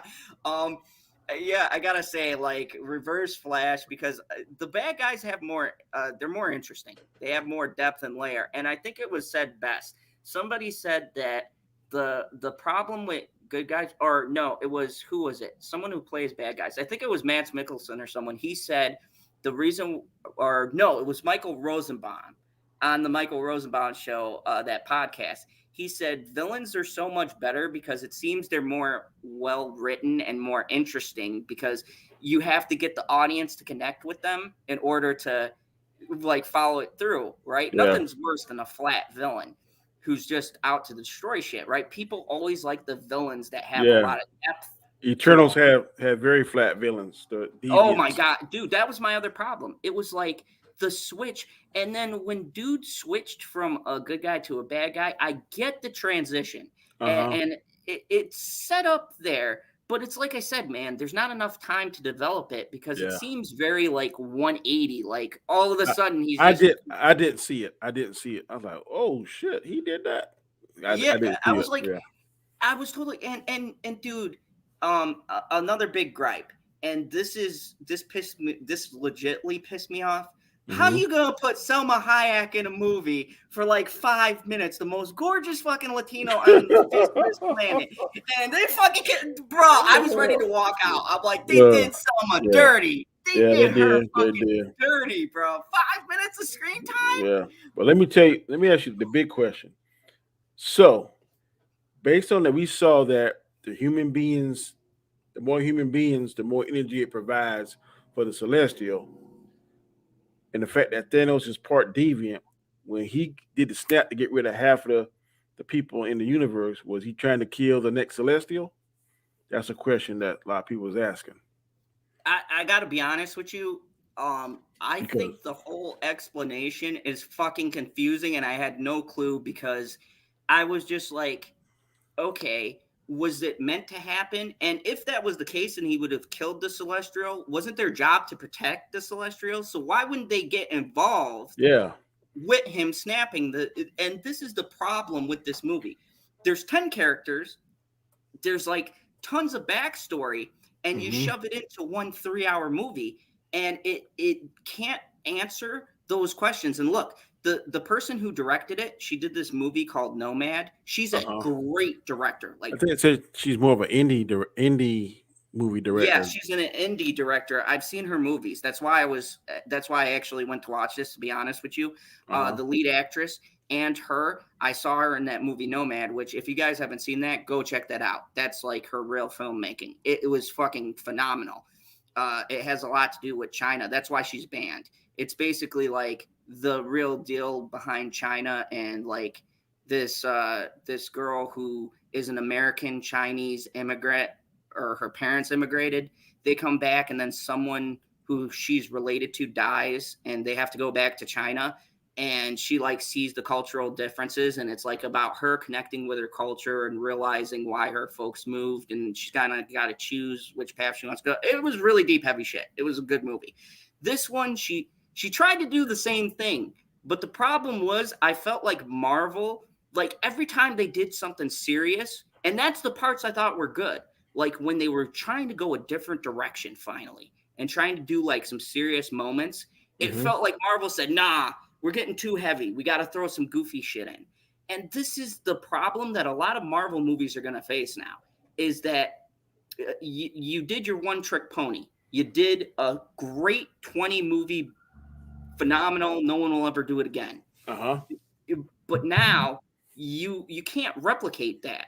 And they're trying to, but you can't do what you did before. You got to take chances, and you got to take risks, right? And we talked about that.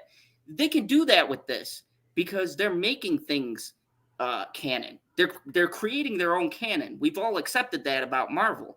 they have an opportunity to make real emotional stories. Like, people didn't like WandaVision, and I disagree with them. I thought it was great. I thought it was ballsy. I thought that was the direction they're moving in, right? More personal, sad, like crazy, witches and shit, and getting into that mythology. Mhm. And then they like pull it back. And it's like, I feel like Marvel right now is in a place where they don't know what they want to do. But Zod, They let me ask you this. How about if you're a gambler and you go to Atlantic City and there's one machine, every time you go, you done been there 20 times, and every time you play it, you win let's say $15,000. Every time you go. Would you stop going there? Oh no, I wouldn't stop going there. Okay, that's what Marvel's doing. And I see what you did. You're sneaky. I see what you did there. I see what you did there. Their movies is making averaging $1 billion, man, until this pandemic. They ain't gonna change it, and we're gonna keep going until if there's such thing as superhero fatigue. Some people say I think that's a bunch of bullshit. I think it's writing fatigue, like the way things are written, and it brings us back to my issues with this show and my issues with current Marvel is that it's about getting writers who can either translate the property well or who understand the property and can fucking write good. They don't seem to be getting that balance. Like, look, they got an amazing director. She is really a great director. Yeah. I mean, fuck the first female director or whatever. That's nothing new. There's been female directors forever. I don't think it's that, because like Patty Jenkins, she made the first Wonder Woman was awesome. That shit she did last Christmas was a doggone dumpster fire. But what happened though? They pulled the George Lucas. They gave her too much creative control. Same thing happened with the first 3 Star Wars, right? You saw when no one was telling George, man, maybe you shouldn't put in Jaja. Okay, maybe we just drop him. There was no one saying that shit. So he just put every idea he had. And I think some of that might be his marketing, because I was going to say this on my video about He-Man, going back to that. Man, it's marketing genius. Man, you know how many toys you can make for the different doggone characters that they had in there? I mean, even for, like, you saw 2 different kinds of Skeletor, like the powered down Skeletor, the powered up Skeletor. You saw they already have those too. We saw He-Man. Yeah, we saw Adam. We saw He-Man. We saw Pharaoh He-Man. Then we had Evelyn. Then souped up Evelyn. Then we got Beast Man. Then souped up Beast Man. So from a marketing and toy standpoint, merchandising standpoint, it's genius. So, but here's the issue: if no one's going to watch it, it's not going to do well. I think more kids will watch it and like it more. Kids can't watch it though. The shit that's in there, dude. This is not for kids, bruh. Man, kids been watching stuff way worse than that. Long time. Okay, I'll give you that, because my daughter's 14 and I just watched all of Chucky with her. We're watching the new Chucky series, which is phenomenal, by the way. And so I did watch all the Chuckies with her. Yeah. She thought it was hilarious because we were watching like Chucky 2 and he was on the dude's back. Mm-hmm. And she just started fucking breaking out laughing. But my daughter's got a sick sense of humor like me. She thought it was hilarious that this little doll had a knife on someone's throat and was running through the snow. And she just fucking busted out laughing. And I'm watching her response and I'm thinking, because when I was a kid, to be honest with you, Chucky was what scared me. Yeah, I did not like Chucky. I did not like Chucky. Oh man, I hated dolls. But I love the new series. I like his sense of humor and stuff. I've heard it's good. I haven't watched it, but I heard it's good. Oh man, the show, like, they have the balls on cable TV. He says fuck at least like 3 or 4 times in the show. Yellowstone is better. Sorry, pop culture. I agree. Yellowstone. I'm sorry. I love Chucky, but Yellowstone is like on the level of Power or whatnot. Yes. Man, John Dalton. Oh my God, dude! I don't want to say anything about the new season because I don't think people have seen it yet. But if you haven't, holy fuck! That first episode, the first 2 episodes. Rip is a beast, bro. Dude, Rip needs his own show. Who's the hardest, Rip or Tommy? Oh man, why you gonna make me? Hey, talk? both those suckers cold, man. The way he killed I that guy on the first show with the snake. Oh my Yep. God, that was Like, yo, like, okay, you're talking about two different environments. Okay, you're talking the concrete jungle versus fucking Montana, and them I'm crazy ass scared of them country cowboys. boys. Dude, I saw the episode when them bikers came through there. You remember that Yep. episode when the bikers Yep. came through there? And they said, man, you know they coming back tonight. They gonna mess the place up. Shit. No. That's like I'm gonna dig their own graves. See if I Oh ever my God. man. Yo, man, he said, he goes, I would put you all in these. Yeah. He made them dig their own grave. Yo, And standing, man, yeah, man, them suckers yeah, hard, I bro. was, and for years, people had been telling me to watch this show, and I'm like, I watch a lot of stuff because I review stuff on the channel, and I say, I say to myself, like, I prioritize. I'm like, I like Kevin Costner or whatever, but I don't know. But yo, I watched that first episode. I did not stop until season 3. I literally spent all day, all night watching every single season. Kevin Costner ain't no joke, one.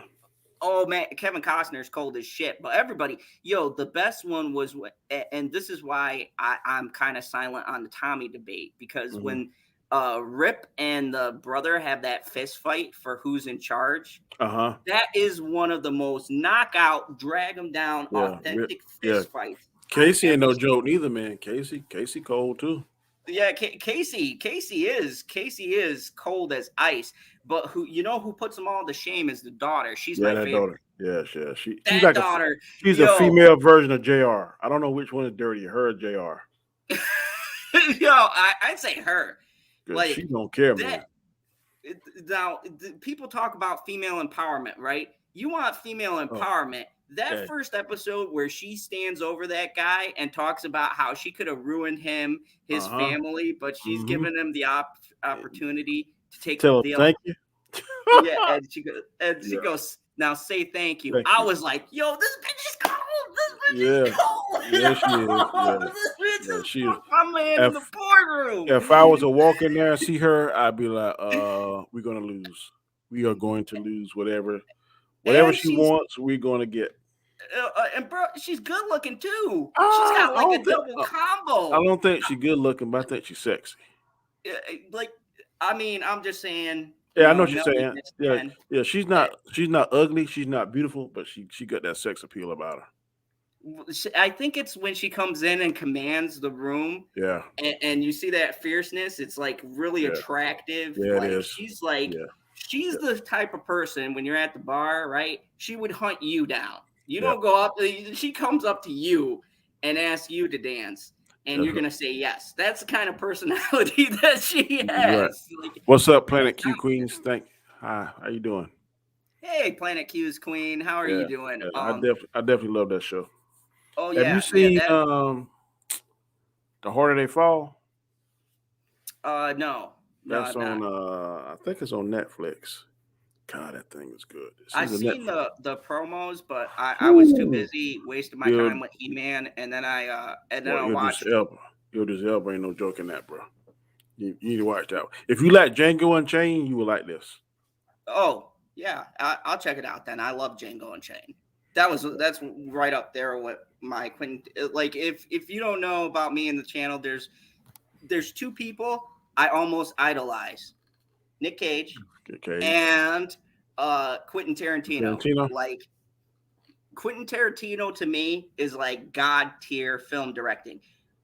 There is not a man who could make dialogue as interesting as his. And if you watch his movies and like time them, literally, if there's a 2-hour movie, about an hour of it will be just people talking. And it is so fucking interesting that you're literally on your edge of the seat because you feel like any conversation, someone could kill someone because of how intense it makes. Did he make The Hateful Eight? Yep. I didn't like that movie. I thought it was silly. Oh, I loved it. I thought that was great. Like that story he told about what he did to that guy's son. No, Samuel L. Jackson was cold in that movie. I like Samuel Jackson. Now he's like my all-time favorite. I'm a big Mace Windu fan. I love everything Samuel Jackson does. But that one I was like, Snakes on a plane. yeah, snakes. I'm tired of these motherfucking snakes. Snakes on this Motherfucking. motherfucking plane. Oh my god. Yeah. Yeah. See, this is awesome, and I guess a good way to round this whole thing out because I got to do the dishes or I Nick gotta is eat gonna supper. have to- yeah, because wife just brought supper. my girl will kill me. But I gotta say that the great part about this is I'm glad that you can come on. We can have a debate about this and it still be civil. Like, Oh yeah, most definitely, you know, bro. I always enjoy streaming with you, man, and talking power and today, man. Say, hey, got nothing but love for you, bro. You do a good job, man. I enjoy it. When we don't do it a lot, but when we do, man, we always have a good time. yeah. And it was a good debate. And look, about your points, I see your perspective and how you came at it, and I'm glad that you came on so we can have two different points of view. I see yours as well. When I do these things, I just don't want to be the other YouTubers. You know who I'm talking about. I know. They always rant. negative and stuff. Yeah, you can look at this from both sides, man. I try to look at it as positive as possible, but some people choose to look at it as negative as possible. But there's a happy medium. There's some things I'm sure that you liked on there, and there's some things I didn't like. But hey, if you don't like it, you just don't like it. I mean, there's a lot of movies I don't like. I mean, I will give it to you. The Savage He-Man thing, that was cool. Hey, yeah, Savage He-Man was cool, bro. And the thing that pisses me off the most was the ending.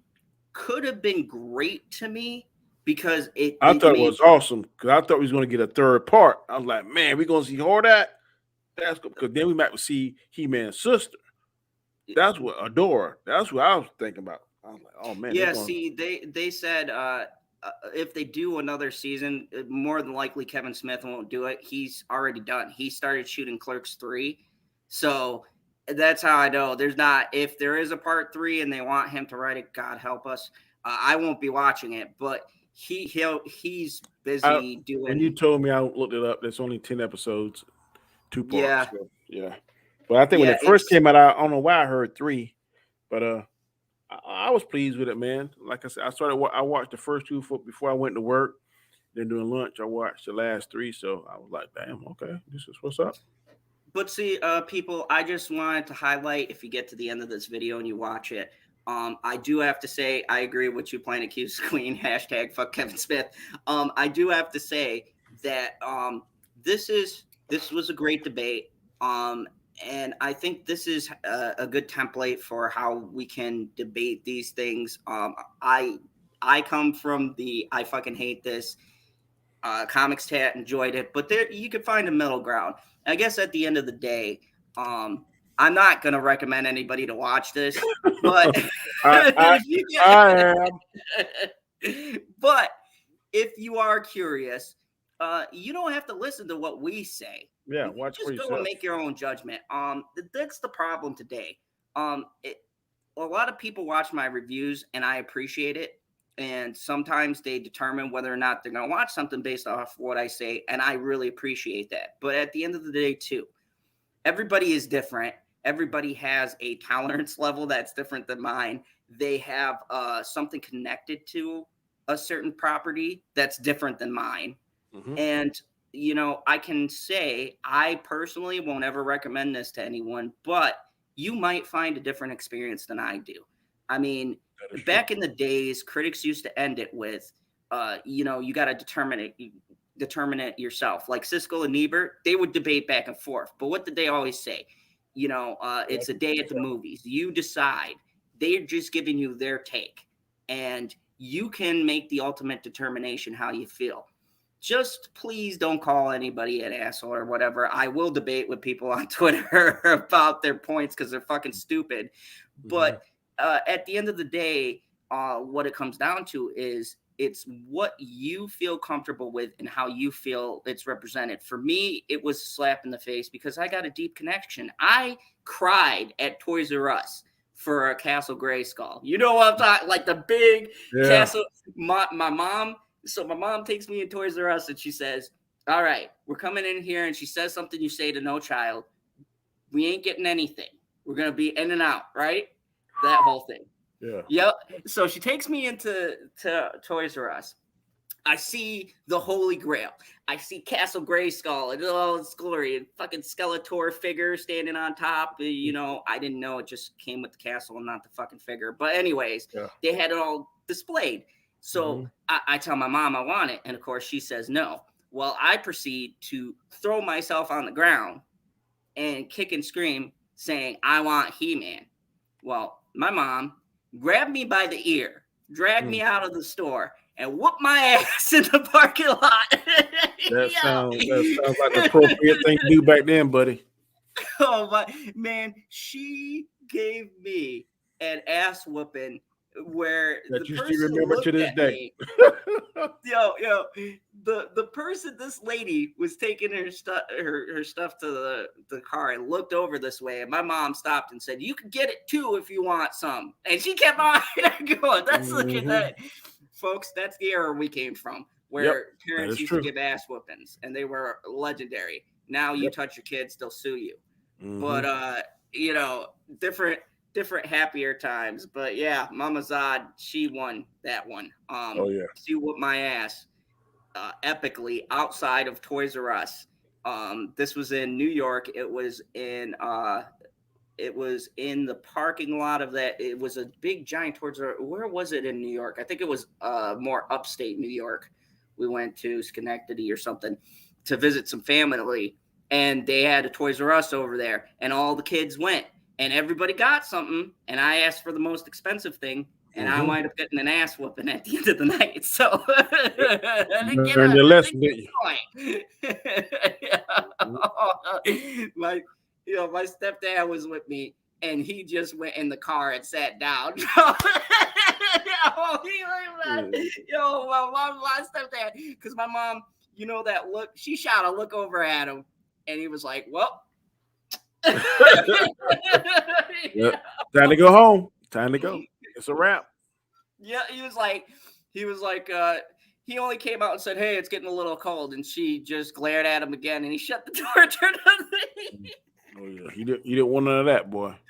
No, man. No, but thank you very much, Comics Chat, for coming on problem. the show. Thanks for the invite. I appreciate it.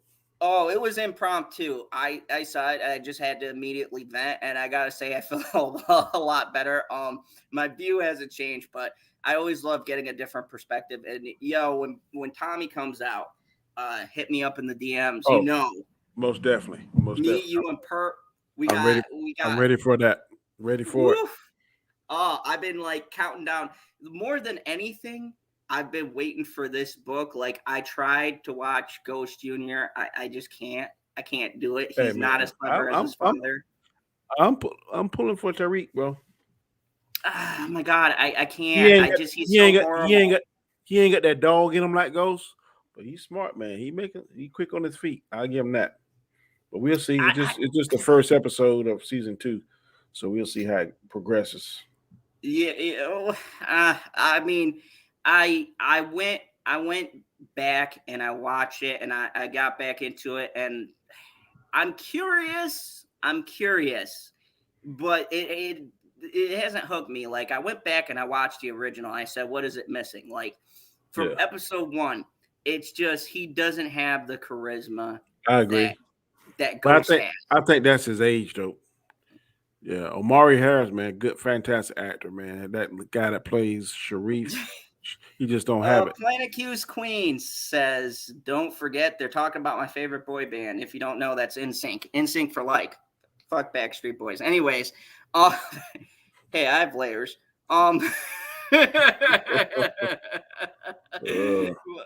anyways, thank you guys for watching. Hit that like, hit that share, subscribe, all that. And as always, remember the only rule here in the fandom zone: kneel before the true villain, General Zod.